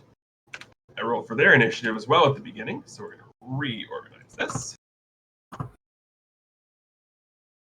we're going to go ahead and put dots on these guys real quick. Red dot, blue dot, green dot, and orange dot. If anyone wants to make a nature check to know what these are, you are more than welcome to. What the heck? I mean, I definitely want to. Mm-hmm. Kira, you have no idea. Yeah, I mean, it kind of figures. They're sea monsters of some sort, Yeah. river monsters. Pafiz and Chloe, these are Sahagwins. Sahagwins, right. Yep. The four who jumped on the boat initially are regular warriors, and the one who jumped first is a priestess.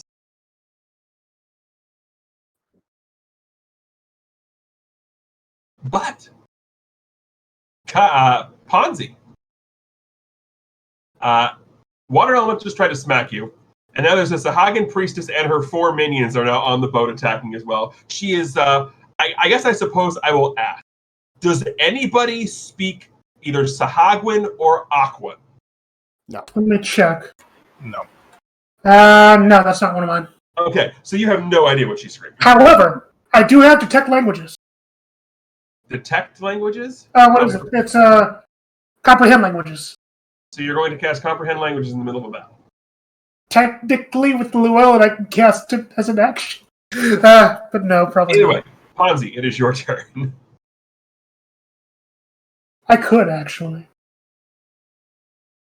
All right. Well, Ponzi's going to. Wow. Going to use healing word. He's going to pull out a little potion and chug it. Not going well. Can I offer a small bit of advice as from a combat perspective? Getting hit? Well, there's that, but death in this edition is a lot harder to die because you go down and you have the death save. So using a healing potion when you're at this point, yes, it's going to soak damage, but if you have 7 hit points and you take 10 damage, you go down.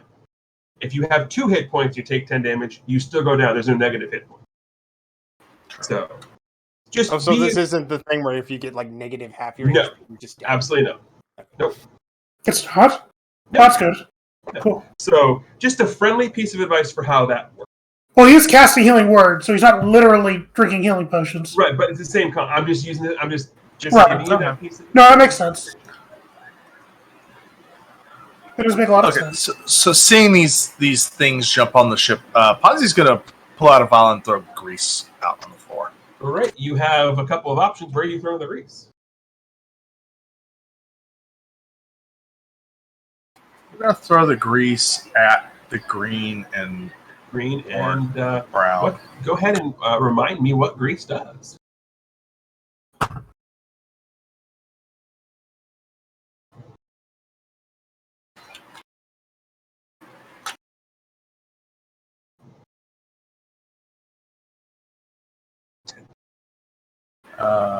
Slick grease covers the ground in a 10-foot square, centered on a point within the range. It turns into difficult terrain for the duration.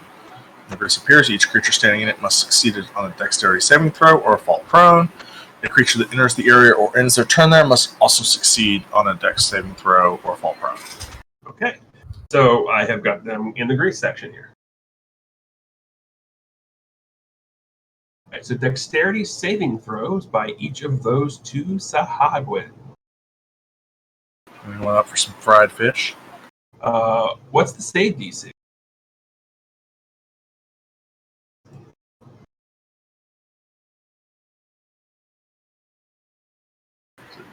It should be 8 plus proficiency plus spellcasting modifier.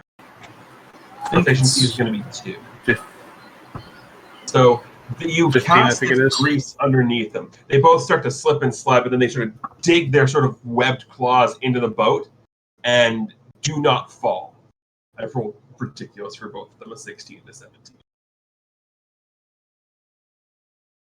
Is there anything else you would like to do, Ponzi? Beg for mercy. Okay, that's a free action. No, Flying is okay. a free action. Yeah, Ponzi's throwing the grease and kind of shriveled up into a ball at this point. Okay. Kiara, you're up. Okay, so is there a way for me to move down without taking, like down one square without taking it? The way attacks of opportunity work is if you move out of their threatened range. So by moving one square down, you are not moving out of the threatened range, you're just staying in it and adjusting your position, so you will not take an attack of opportunity. Because I'm going to move down here and attack this purple thing. Alrighty, attack. And if I'm reading this correctly, by assassin roll, assassinate. Starting at level 3, you are deadliest when you get the drop on the enemies. You have advantage on attack rolls against any creature that hasn't taken a turn in combat yet. It has. It jumped up and summoned the people. Ah, okay. That's what I was curious about because it disappeared. Yep. I rolled 1 for her initiative, and her move and her action was to call for help. Got it. Wait, the purple thing? Yeah. Yes. Yeah. She was at the very bottom of the initiative order. I legit rolled a 1 for her initiative. Oh, whatever. That's actually going to make this a lot worse then. Crap. Okay, so next that idea. Okay. Instead, I'm going to use steadying. Okay. That's apparently it says optional. I don't know why you wouldn't take this ability at level 3 on the rogue. This third level is a bonus action and give yourself advantage on your next attack roll. You can only use this if you haven't moved during this turn, and after you do so, your speed is 0 until the end of the current turn. I mean, I'm not moving anywhere. No. So if that's okay with you, I'm going to do that instead. It's an added bonus thing that was allowed from Tasha's. It's an official Wizard supplement. Yeah. All right, so here goes nothing. So you are going to hit, and because you are attacking with advantage, I believe as a rogue you get sneak attack. Plus 2d6. So yeah, roll your damage.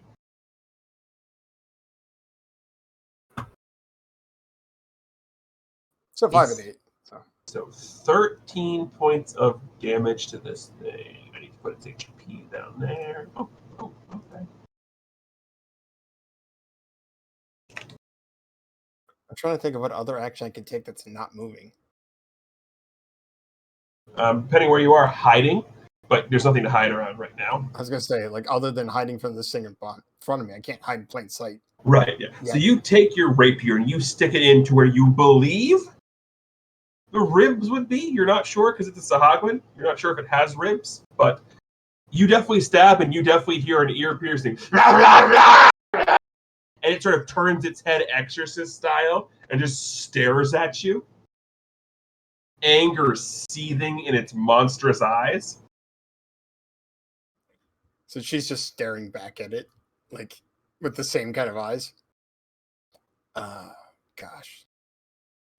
I don't know what else I can do, so I think I'm just going to have to, forego my next action.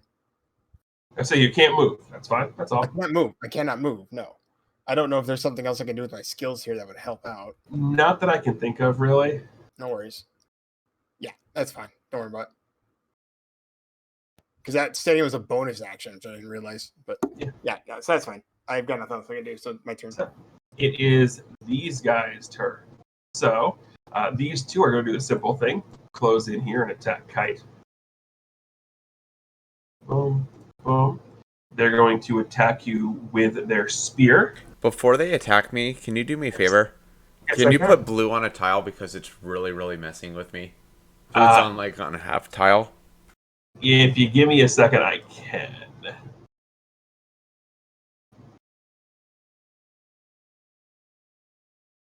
There we go. I can put blue on a tile. Okay, now that's not messing with me as much. So these things go, and they grab out with their spear. That one. That one. Does a 16 hit you? 16 does. Does a 13 hit you? It does not. Okay, so 16 will hit. And you will take 5 points of damage as it reaches out with its spear, and then both of them are going to try and take a bite out of Kite.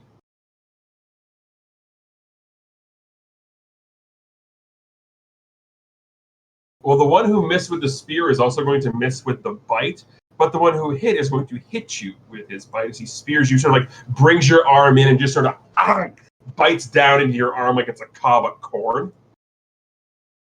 And you will take 4 points of piercing damage. It is the grease ones, and I still am a fan. I believe that the spell says if it enters the area or ends its turn there, it must make a thing. You're trying to move out of it. Like, I am still of the belief if you're trying to move out of this grease, you should make the roll to move out of the grease. So I'm going to make the roll the dexterity saves because I just believe that's how it should be. So crazy. Well, they're both going to get it because I rolled a 16 and a 20. Holy Hannah. So that's 10, 15, 10, 15, 20. They're both going to go here. So green is going to attack Chloe, and orange is going to attack Kai. So green is going to go in. Question. You still have all of your hit points, correct? I do. I'm still at 19. Okay. So green is going to attack you with its spear and its bite.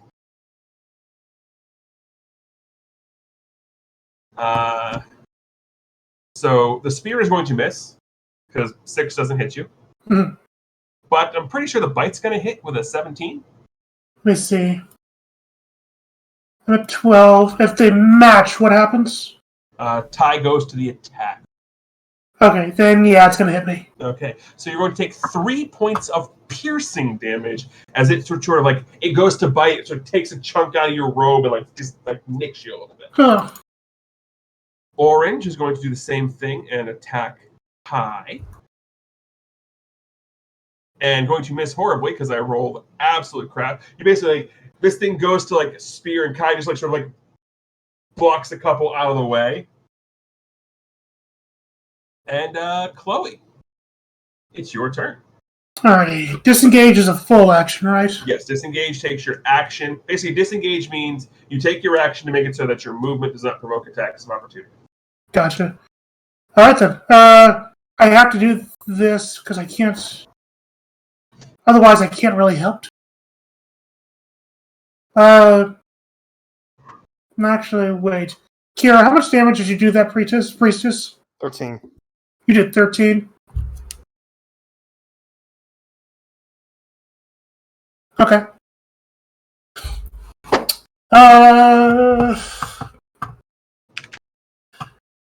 Let's do magic missile on that priestess.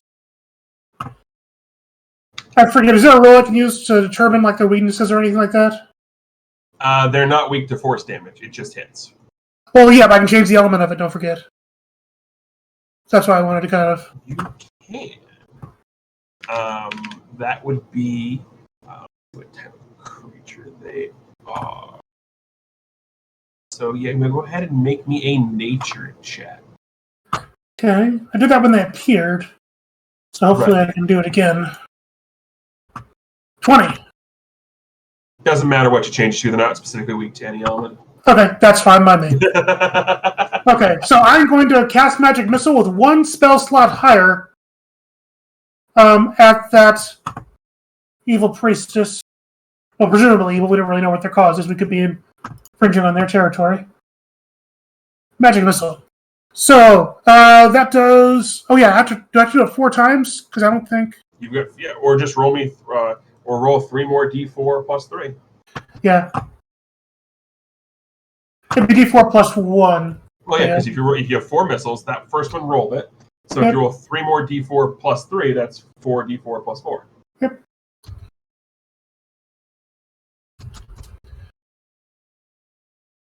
Okay, so that's 2 plus 11, so that's 13 damage that goes to her. She screams as she just gets peppered, poo, poo, poo, with this volley of little baby missiles just peppering her. She screams as these things hit her. Okay, I think that's all I can do without getting bopped. Yep. It is the prince's turn, and he's going to look at Kite, just give a quick nod, throw the cat off the air conditioner, and sprint over here, because monks have 40 feet of movement. 5, 10, 15, 20, 25. Come over here and use a key point for Flurry of Blows.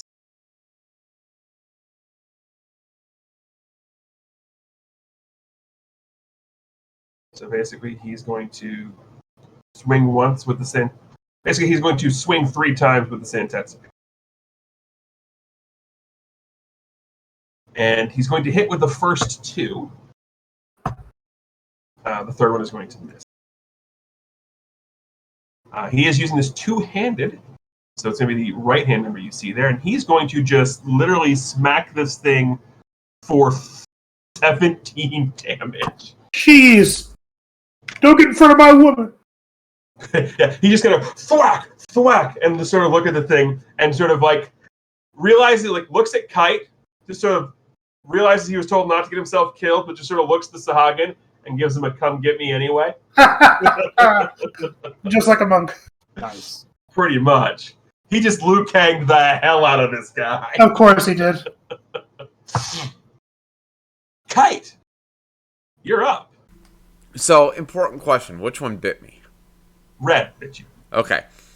So, as Red sort of has his fangs in Kite's arm, Kite takes his glaive and stabs. Goes to just stab right in the, the head of the Sahagin. Apparently not. You hit the hard part of the skull. And it just thwink, like bounces off. So Nora, can you take your rolls back from Crim, please? That's okay, you're just gonna kill me. That's fine. I can go do other stuff. Anything else you want to do? I'm not gonna move out of the range. Fair. It is Kai's turn. Who, actually from this, he goes here.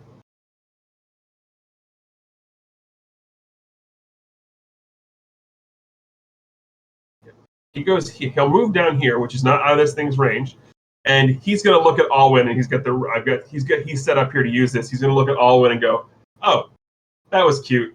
Watch this." And he is going to use 2 key points to use his special monk ability. So he just sort of gets down there, and when I say Alwyn Liu Kang, Kai actually is going to Liu Kang. So Kai basically swirls his hands around, generates a giant, like a little fireball in his arms, and just, Chloe, you know what this is. He's casting Burning Hands. Hey! I stole that spell. So these things are going to have to make dexterity saving throws. Way of the Four Elements, Monk. I always thought that monk looked kind of cool. So I roll like champions for them to stay out of the grease. I roll horribly when they're trying to avoid the spell. So this one is going to take, in front of Chloe, is going to take 9 damage. This one in front of the prince is going to turn into fried fish. Whew. Yeah, like that. This thing, this fire energy just envelops both of the Sahagwins. The first one is a little charred. The second one looks and it just curled up on the ground, like that over fried fish look, and the whole starboard side of the ship reeks of microwaved old fish.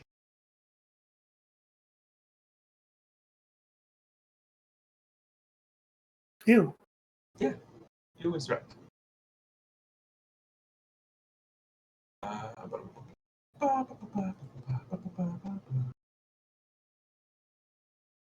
That is it for his turn. It is now the Water Weird's turn. The Liquidator.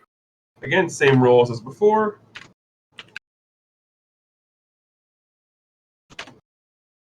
Sorry, Ponzi. Ponzi. Hold on. Raise your hand. Is anyone surprised the dice are picking on Ponzi? Surprised, Nora. Surprised, Nora. I started rolling, so technically the dice should be treating me like crap again. So I'm with Nora on that. So this thing just sort of, again, reaches up this giant watery arm and just comes down on Ponzi. Does a 21 hit you? Yeah, and don't worry about rolling the damage. Why? Ponzi has 1 HP left. 1 hit point? Well, here's the good news for you. You soaked up a 15-point hit with 1 HP. Some pro blocking strats. That is pro blocking strats. So this thing just, big two-handed water hammer, just poosh! Ponzi just gets wet, rocked, and you just see Ponzi like out there, like you just see like all these little water birdies. Kira and the Echo get a little wet from that. The Echo doesn't get wet. Well, it goes through the Echo. Farrah looks blessed and pleased at being wet.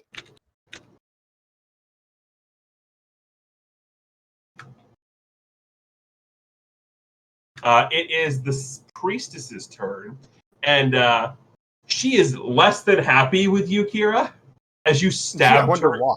in the ribs. So she's sitting there, and she has the trident that she's got holding up. It's not like a really big trident.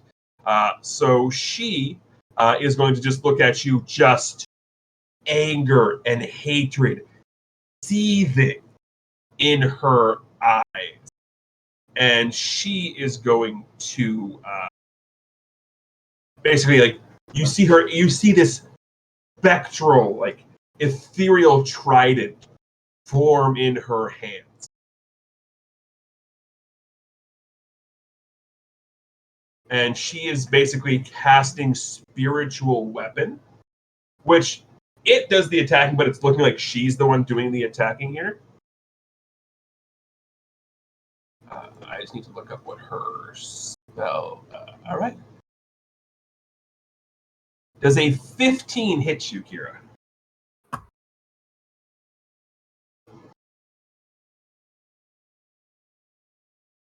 Right. Hi. Yes. It's right on the nose. Okay. So she creates this force, this ethereal force trident, and just sort of stabs at you with it.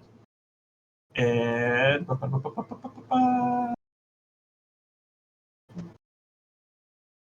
so you will take 5 points of piercing damage as this trident sort of like stabs you, not nearly as deep in the ribs as you stabbed her, but she definitely gets you with this, and you know this isn't a real weapon. It's definitely a force weapon. So Gotcha. Ponzi, go ahead and make me a death save. It's a straight D20 roll.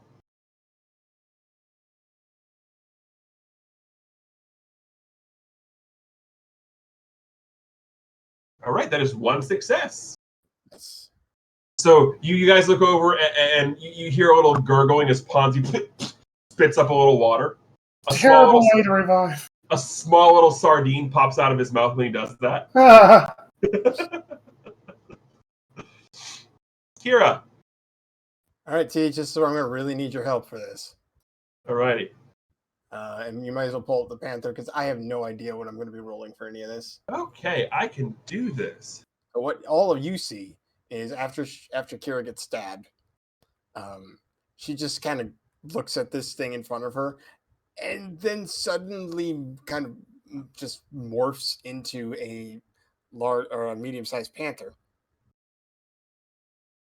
And my intent is to bite her head off, but I don't know what I have to roll for that. That link I just posted will actually get you to the stat block. I'm at the stat block. I don't know what, I don't know if that changes anything. Adds to, I don't know what. Okay, so what you're going to do is you have a bite or a claw. Mhm. So your bite attack is going to be +4 to hit. Okay. I don't have a thing for that. I just have to roll this. Yeah. On the thing. If I can find what the heck I put roll. There's roll 20. Hi.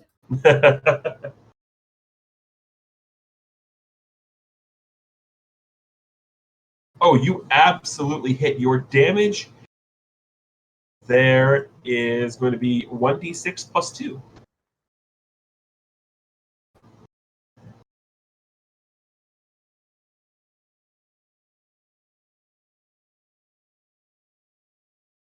Six. You rip and tear at her. Just going at her as this panther. And she looks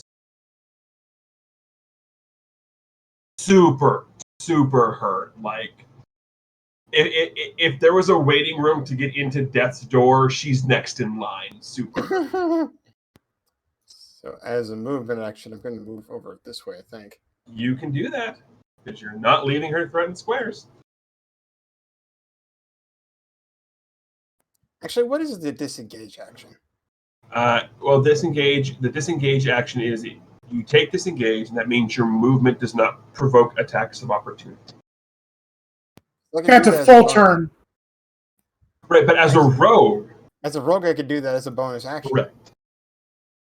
And so if I disengage from here, I can move fully, yes, right? You can. Okay, so this thing's almost dead. That's a crap. So I want to go over towards Kite because he's in danger, but well, if it helps your brain at all, you did see Chloe just blast that thing a lot too. So right, so it's almost dead. So Kira's going to assume that that's going to continue, and she's going to go ahead and make her way towards this here to get another person in their face. As a panther, your movement speed is 50. 50? Yes. Oh. It's time to flank. I was going to say, I can make it all the way back here. That's a lot. I even have climb with this. Yeah. Anyway, that's me. Okay. It is the Sahagwin's turn, and these two are actually very happy you came over here because they just saw you just, one, turn into a treat, and two, attack their boss. So, most important question, have you lost any hit points yet? Oh, yeah. Okay, so the Sahagwins have an ability called Blood Frenzy, which gives them advantage against anyone who doesn't have full hit points. Oh. That's why I've been asking. Sure, I thought you just cared. No. So they're happy that you came over here, so they're going to go after you, Kira. At least blue is. Red's kind of in a knockdown, drag out, I can't hit you, fight with Kite. So blue is going to attack first using spear and then bite. I'm using this Panther's DC or AC, right? Right now, yes. You keep basically you use the stat block of the Panther, but keep your rogue abilities. So actually, That's how that's just okay. but but the good thing is it's treated like the druid's wild shape. Insofar as once you lose all the hit points as the Panther, you go back to your form where you were. And actually, as the Panther, you haven't lost any hit points. Oh, that's a fair point, actually. Oh, yeah. So as the Panther, you have not. Hold on. Give me 1 second here, because I have to go yell at cat. That's what I thought. Okay, so the bite will miss. The spear is still going to hit them. Good thing for you, quote unquote good thing, is the spear only deals 3 damage and it's wielding it one-handed right now. Okay. So he just sort of stabs you and takes 3 damage. Red is going to attack at Kite, if I can put the right buttons up here.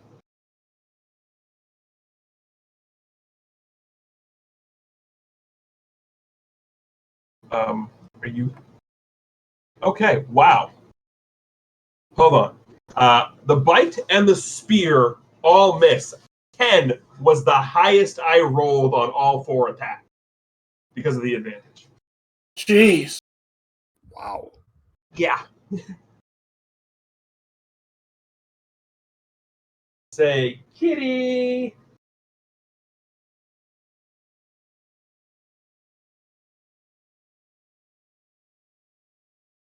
We have now shut the kitty out. The door will be open in a minute.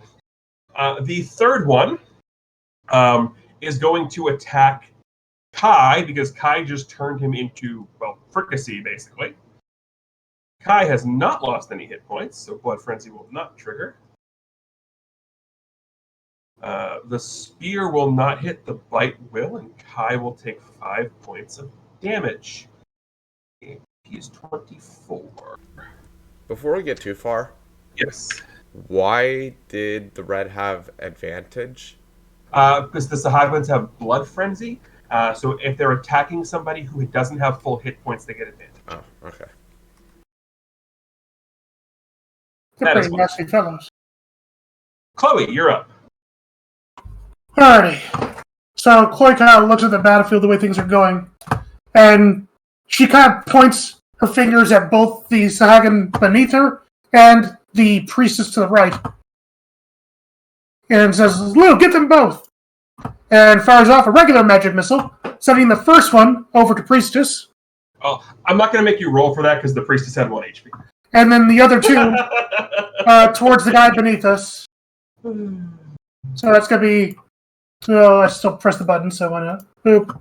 And then another D4 plus 1. All right.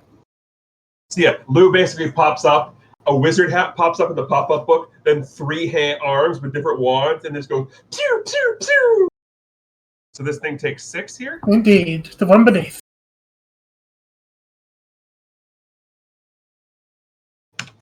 So the X is on the priestess. She's gone, but I wanted to X out because that to remind me of something. This thing just you pew pew this thing and it looks hurt.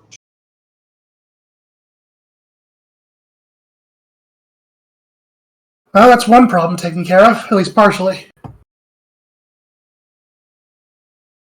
That's...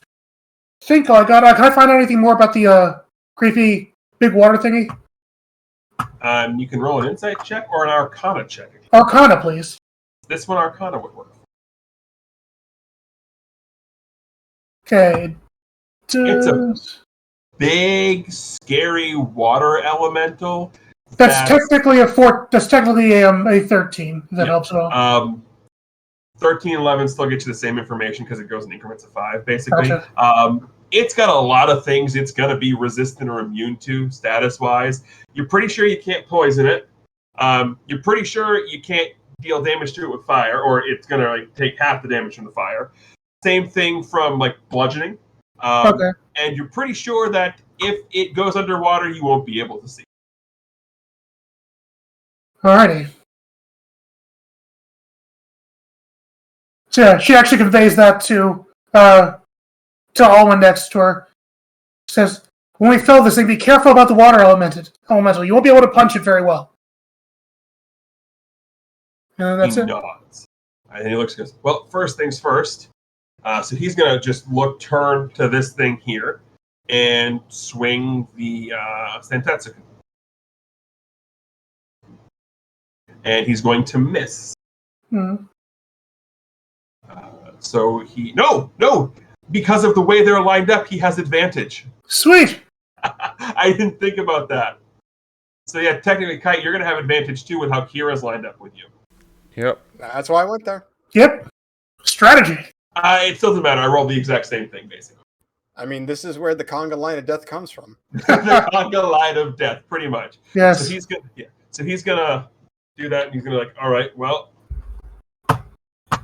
think for a minute, and he's gonna spend a key point to use Step of the Wind, Ooh. which basically allows him to do the same thing Kira's been doing to disengage as a bonus action.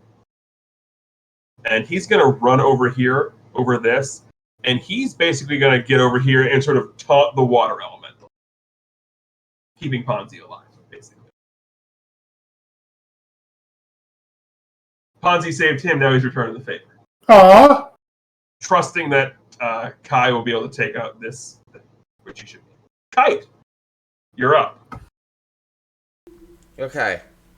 So I just once again stab at the one right in front of me. Go ahead and Between. roll with advantage. The 20 will absolutely hit.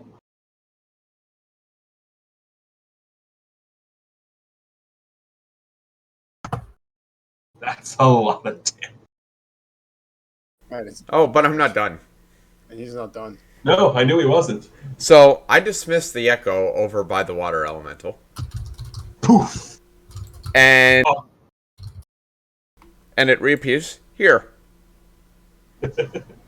And that echo is using its bonus thing and attacking the blue one. Nice.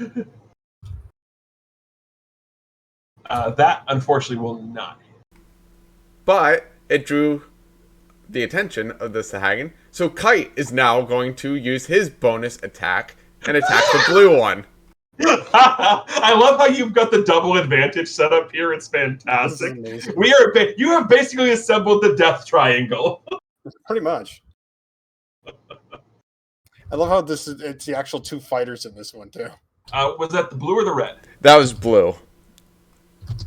So, you just basically, for lack of a better description, you basically, we're going Mike Tyson's Punch Out. You go like a Grand Tiger's appear, punch, appear, punch, appear, punch. Ooh, I like that. Except I'm not Yeah. punching. So actually what I'm doing Right. with Sleipnir is I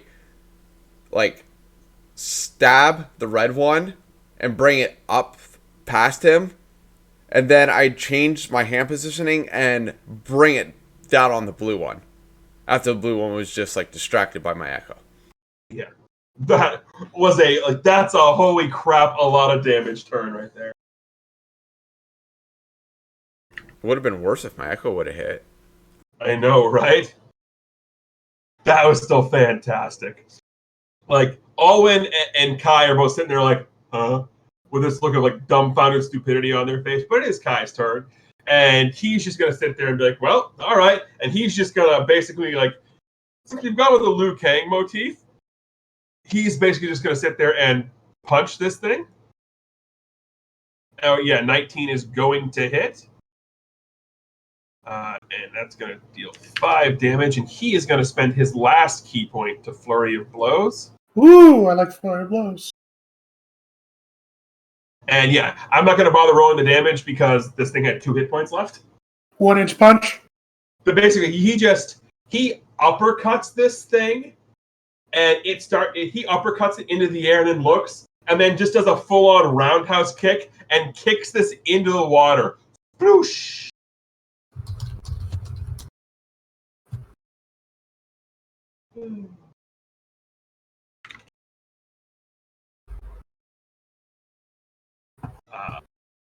It is the water elemental's turn, and It's smart enough to realize that it can go after the dead thing later, so it is going to attack the prince.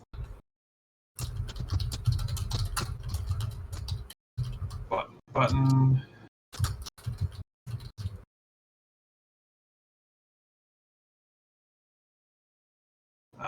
Yeah. Oh God. I was basically just doing a judge's score out of 10. Yeah. And he got a 1 out of 10. Yep. But Alwyn gets sort of scooped up in here and gets rocked pretty hard by this thing, but did save Ponzi from automatically failing the 2 death saving throws. That's dead. Ponzi, do me a favor. Roll me another death save.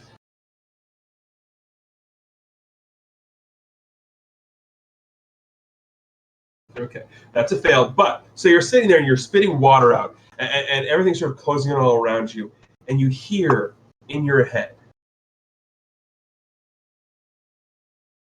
every sales needs their big score. You have had your. Yeah. I can't hear any of that. No, I get what you said. Stream would not have captured any of that. So again, Ponzi, you're sitting there, and as everything around you starts to sort of fade to darkness, you hear, every salesman needs their big score. You haven't had yours. I can make that happen. Think about it. Oh God. And as you open your eyes in the darkness, you look around, and you hear. You don't see anything, but you hear what sounds like tick, tick, tick, tick. The sound of gears clicking and turning and moving.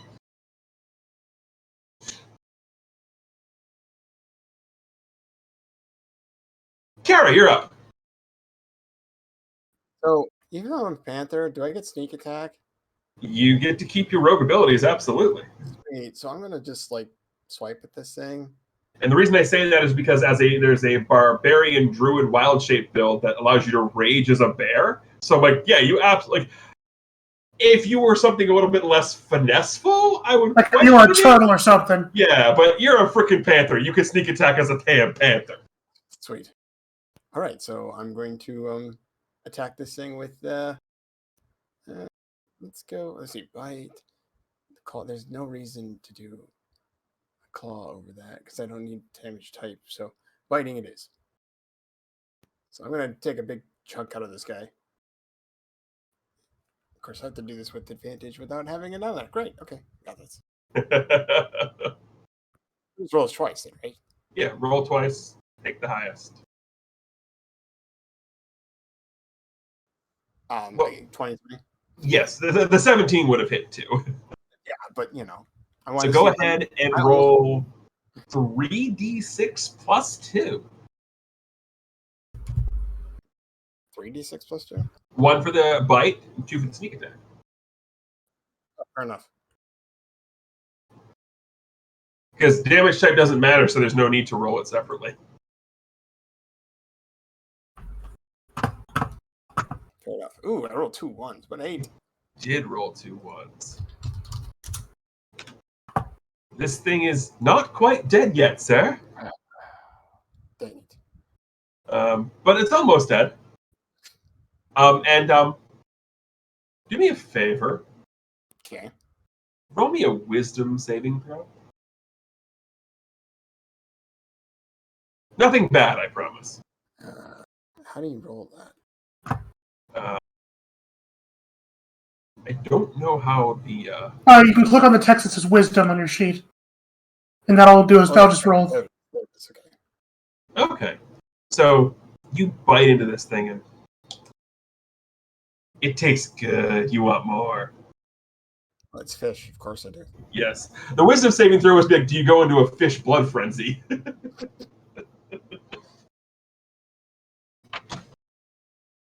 Why do you think it shows bite? It's a fish. Yes, I'm done. it is a fish. I'm not moving and I'm done. Okay. So it is their turn. I have to go yell at a cat again. Hey! He's not listening. So Blue is sort of freaked out, doesn't really know what to do. So I'm going to roll a d6 here to see whether it attacks Kite or the Echo. Let's be honest, it's going to attack Ponzi. How is it going to get the Ponzi? It would There was a die. one. It would die if it tried to go to Ponzi because both the Echo and Kite and Kiara would get attacks of opportunity on it. So And yet somehow it'll hit Ponzi. Yeah. So it actually is going to go after. I got the roll there. It was odds, Kite, evens, Echo. So it's actually going to go after the Echo here because it doesn't know really what to do. So bite. It's got a spear. Well, the Echo is going to go poof because the bite's going to miss, but the spear is going to hit. And the Echo has what, 1 HP? Yep. So it just poof, and the Echo just sort of vanishes. And this thing has this look of, what the heck? And it screams in Sahagwin. You have no idea what it's screaming, but it's screaming, and it's pointing at where the Echo was, and it's got this panicked look on its face. They have to make a will. No, they're going to make a wisdom saving.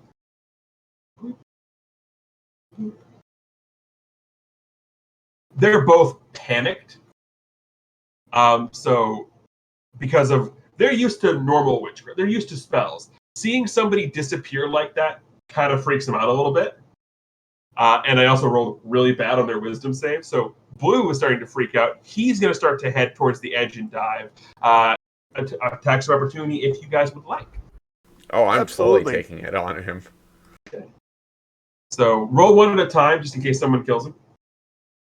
Nope. Ooh. Okay, so Kiara's going to miss. Wasn't expecting it to move, apparently. Kite will hit, though. Yeah, ignore the advantage. Mm-hmm. Though I think both hit anyway. Yeah, they both. Their AC is 12. Oof.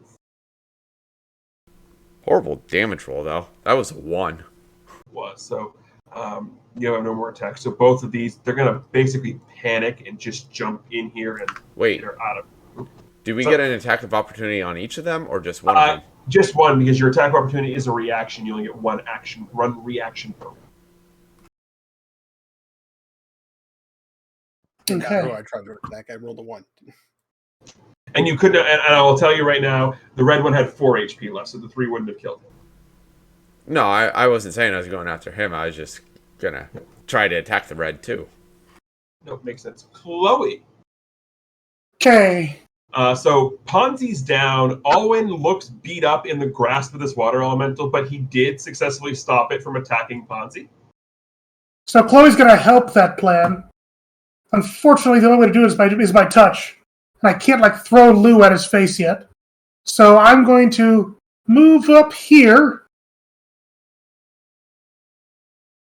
And I'm going to cast invisibility on Ponzi. On Ponzi? Yep, that way the creature won't be able to see him to attack him. Okay. Does that work like that, or is that not working that close? Yeah, it absolutely works. That Ponzi is now invisible. Sweet. Let's see, is that an action, or is that a bonus action? That's an action. Yeah, there's one action.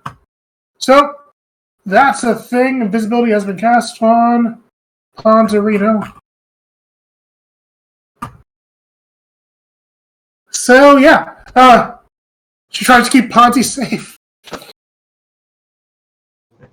It is Alwyn's turn, who will get to attempt to wriggle out of this. Which he will dead nut wriggle out of this. Yeah, So he's a monk.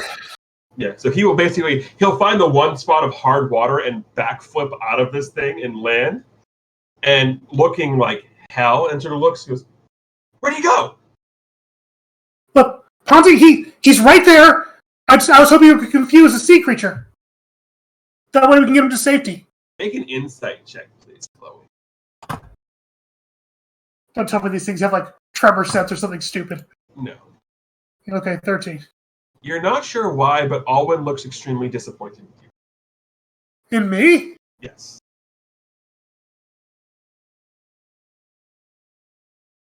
What'd I do? So then he's going to go and he's going to use his last key point for Step of the Wind to disengage. He is going to head over here and fire off another Radiant Sunbolt.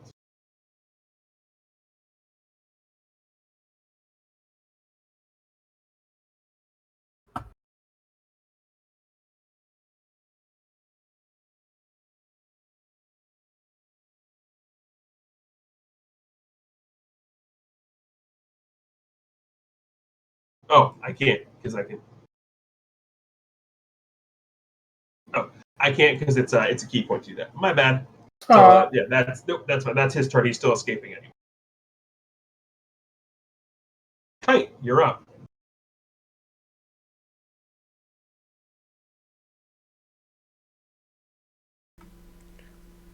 Kite moves forward just a little bit, then recreates an echo, and the echo slashes.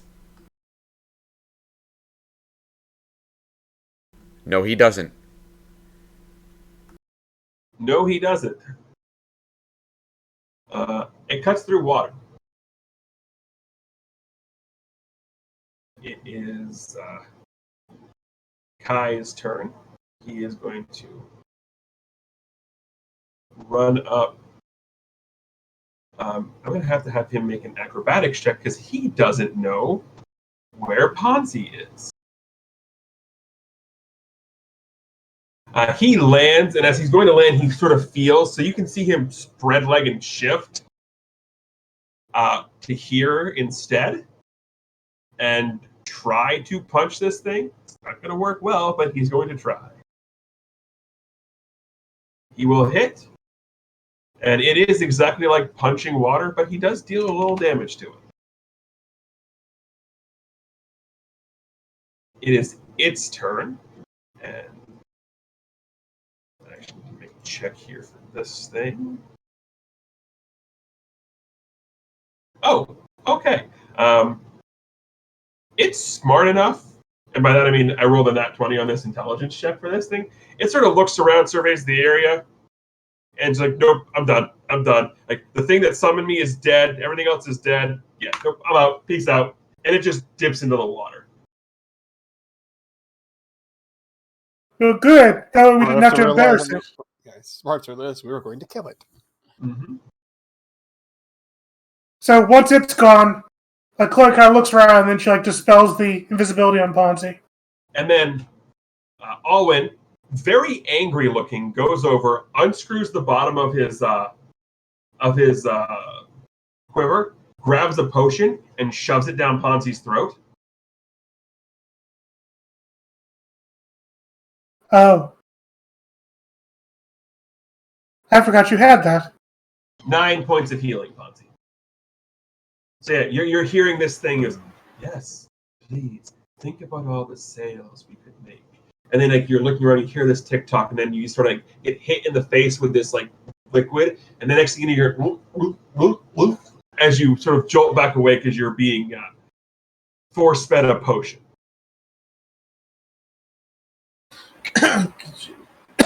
If you use the cherry flavored, that's disgusting. You think I want to drink it? I mean, it's medicine. It's not supposed to taste good. Mine tastes delicious. But yours isn't medicine. Yours is Alcohol. medicine. Mine have healing properties. Ponzi, if so, can you do us all a favor next time? Just stable a deck. Stop looking so tasty. Everything wants to eat you. At this point, Ponzi, Alwyn just looks at the corpse thing, just walks off, walks by Kite, just sort of walks over to the edge here.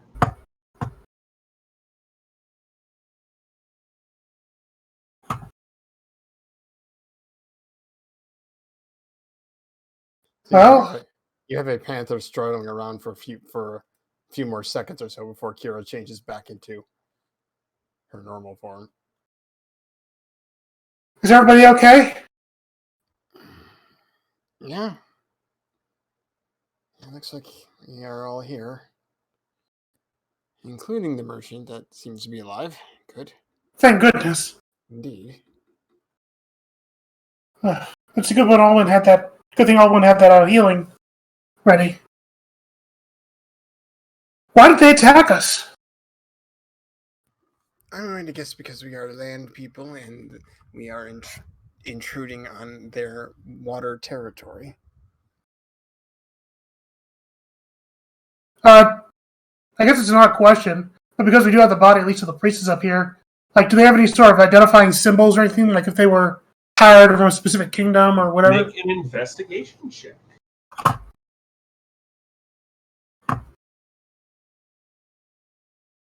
24. Okay, so you examine the body, and the only thing that this Sahagwan body has is you see the sort of charm, the trident charm that it was wearing, Mm-hmm. and inlaid in this trident charm is a faded white pearl.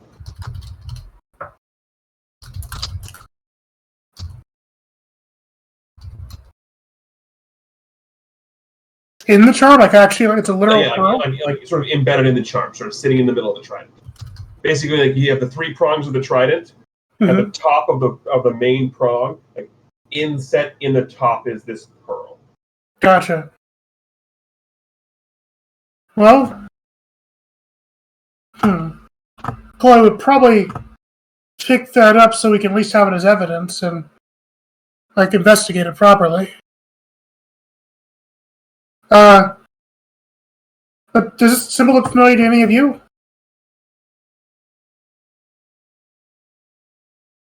No.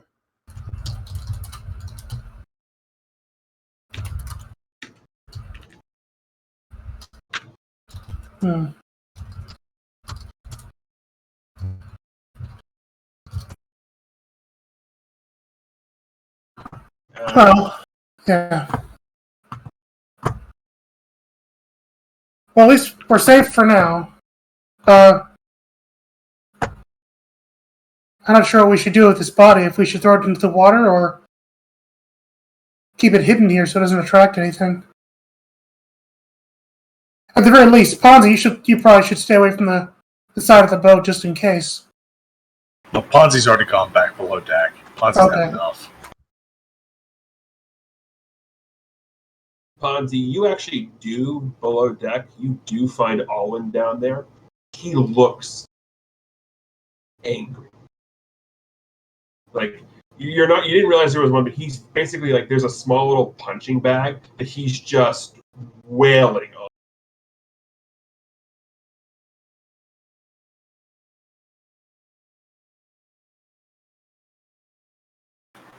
Don't hurt your knuckles. I'm running out of potions. I won't. Trust me. This thing won't hurt them. I'm glad you're okay. And I apologize I couldn't get to you sooner, but for some reason, someone thought it was a good idea to completely obfuscate you from vision so no one could feed you anything.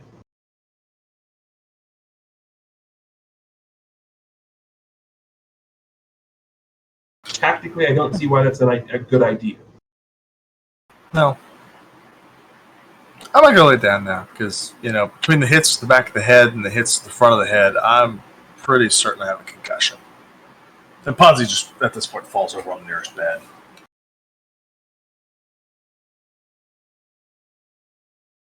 Yeah, there's a cot in here, and Alwyn's just going to town on this punching bag. Kicks, punches, uppercuts, just everything. So the rest of you are still back up above deck. There's Kai, there's Kite, there's Kiara, and Chloe. Wow, Kai, Kite, Kiara, Chloe. We like our hard K sounds here, apparently. Apparently, yeah. Kira's actually looking a little frazzled, and she clearly has been training, but hasn't necessarily done the whole combat thing with changing into her cat form before. So she's kind of holding her head a bit. It's like, I think I'm going to go downstairs and rest. You do that. She's going to also head downstairs. Probably past the prince. Yeah, I mean, you walk by and you just see him just going whole hog on this punching. So she's going to stop and look at him like, what's wrong? The fact that somebody almost died because of bad tactical decisions. Getting the feeling that's kind of a thing with this group. Yes, but let's go ahead and obfuscate the one person who's dying so we can't find them to heal them. Are you talking about Chloe making Ponzi invisible? Yeah, because that's a smart idea. Well, you know, she's not battle tested yet. She'll figure it out, I'm sure. Before or after one of us gets killed. Well, thankfully, none of us got killed, so I would say before. This time. You know. Besides, that thing took Ponzi by surprise. Not his fault. I never said I was mad at him. I know I that. know it. I'm just. But he was in a very bad position. I understand her want to protect him. She just went about the wrong way. That's okay. It happens. We figure it out as we go along. Otherwise, you're not going to make a mistake. You're never going to learn from it.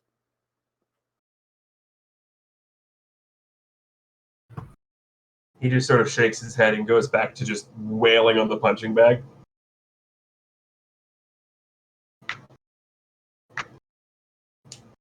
She's just kind of staring at him for a moment. Like, you know, it's good to let your anger out. But when you speak to her next, don't be angry at her. Just be frustrated with the situation. She kind of pats him on the shoulder as she starts walking towards whatever cabin she's got.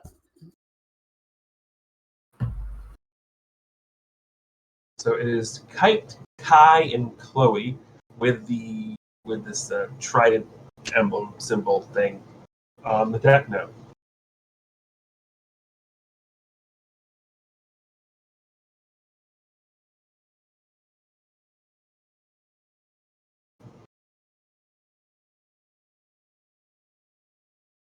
Well,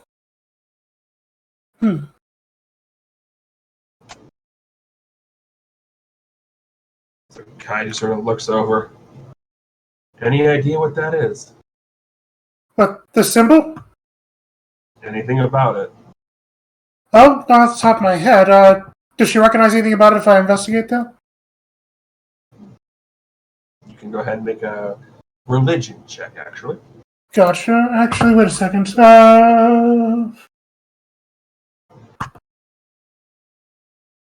See, is it a magic item? I don't know. Have you cast Detect Magic on it? Technically, I have not. No, I have not. So... Yeah, I could. Let's see. Use your magic faint aura. So yeah, I could cast Detect Magic on it. And yeah, I'll do that.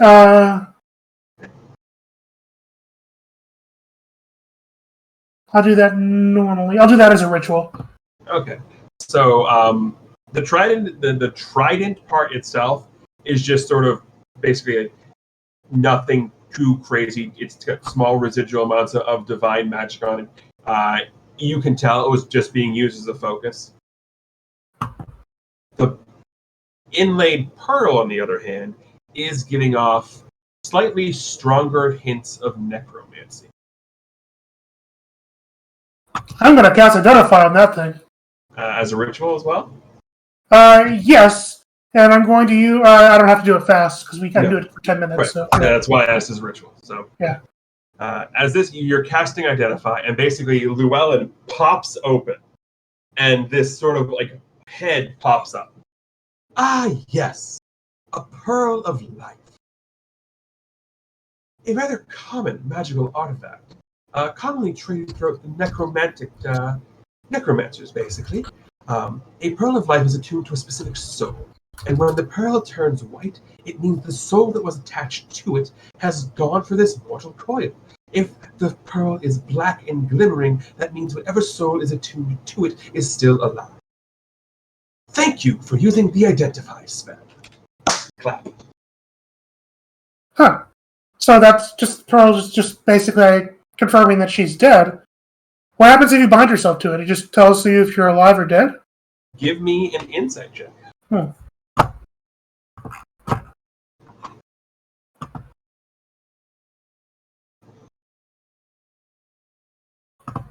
Hey, it's a 16. You remember when she first jumped up here? It was white when she first jumped up here. Gotcha. So more or less like identifies whether or not the person's alive or dead. If they're attuned to it. Whoever is attuned to the specific pearl of life. Interesting. I wonder what benefit that is. Huh. Okay. Oh, actually, she's going to be kind of excited. She's going to run down to show this to Ponzi.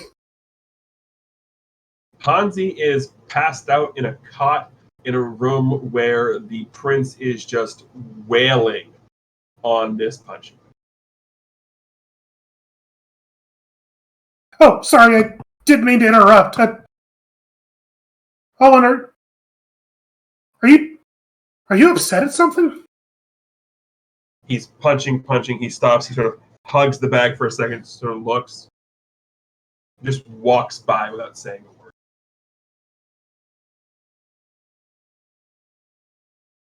Chloe turns around and she starts following him. Hold a moment. He doesn't stop. She follows him. Oh, when you spent this entire trip staring at me, not talking to me, and now that I ask you a question, you are not going to walk away and not talk to me. This is not how you talk to women. He stops at the door of the room he was going into, which is the bunk room he's using. He turns around.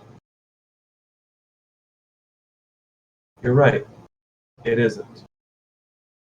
Opens the door, goes in, and shuts it in your face.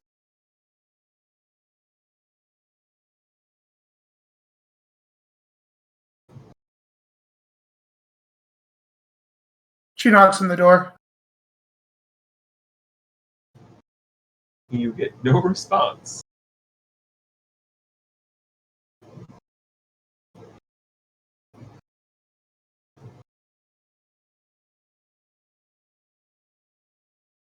Oh, but if you're going to stay in there and be a petulant child, instead of talking to your teammates like an adult, you can keep this door closed. But if we're going to travel together, if we're going to have any sort of friendship or connection, then you need to talk. He opens the door, stares right at you. We're not a team. Teammates don't do things that'll get their team killed. And shuts the door again. Teammates also help people learn! And she smashes her fist on the door. Go ahead and make me an insight check, Chloe. 19. Chloe, with as oblivious to certain things as you can be, this is something you know all too well. You've seen this before. And then it occurs to you the prince is still somewhat young-ish. This is basically a temper tantrum. Gotcha. She's gonna sigh and put her palms on the door.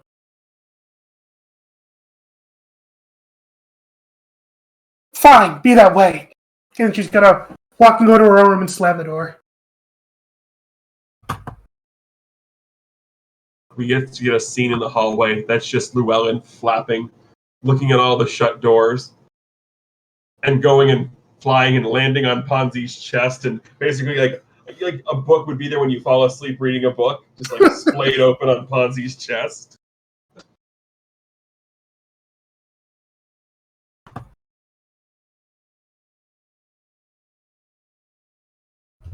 So it takes about 2 days to get to Argenti from Eagles Guard via the river. on this boat specifically, because it's a much faster boat than the big royal boat would be. So after this sort of little encounter on the outskirts of the Andarian territory, the rest of the ride on the water through Tirenthal is uneventful. You do sail by, you see small little fishing communities that you see a city that appears to be just a bunch of floating houseboats and rafts that they wave as you go by. But for the most part, like I said, after this first little encounter with the Zahawins, it's genuinely relatively smooth. Nothing crazy happens. The boat, it's a little wobbly and bobbly, but then as you sit over the horizon, you can start to see the peak. And this is basically, it takes you basically 2 full days to get there. So you're arriving here in Argenti basically as the sun is setting. And you start to see the spire of the Cinderbrook Keep as you approach over the water. And even the bobbing of the ship through the rough waters and cresting waves of the Iriri River cannot deter you from the majestic stone city that you're approaching. The setting sun behind the Cinderbrook Keep, the largest building in Argenti, provides a refulgent red glow in the twilight, giving the city a grayish-pink hue. The Baroque architecture and intricately polished stonework reflect the light from the sun and the keep, giving the city its shimmering radiance. As you continue to approach, you notice light begin to flicker on above the more elevated streets, and the lights themselves seem to dance on the wind. Even though the entire city seems to be made of rough stone, it feels somehow more inviting than that of Eagle's Guard. As you approach Cinderbrook Keep, you have to wait for the dam to lower the water level so you can make your way inside to the capital city of Legaria. And with the approach to the city, that is where we're going to end our session.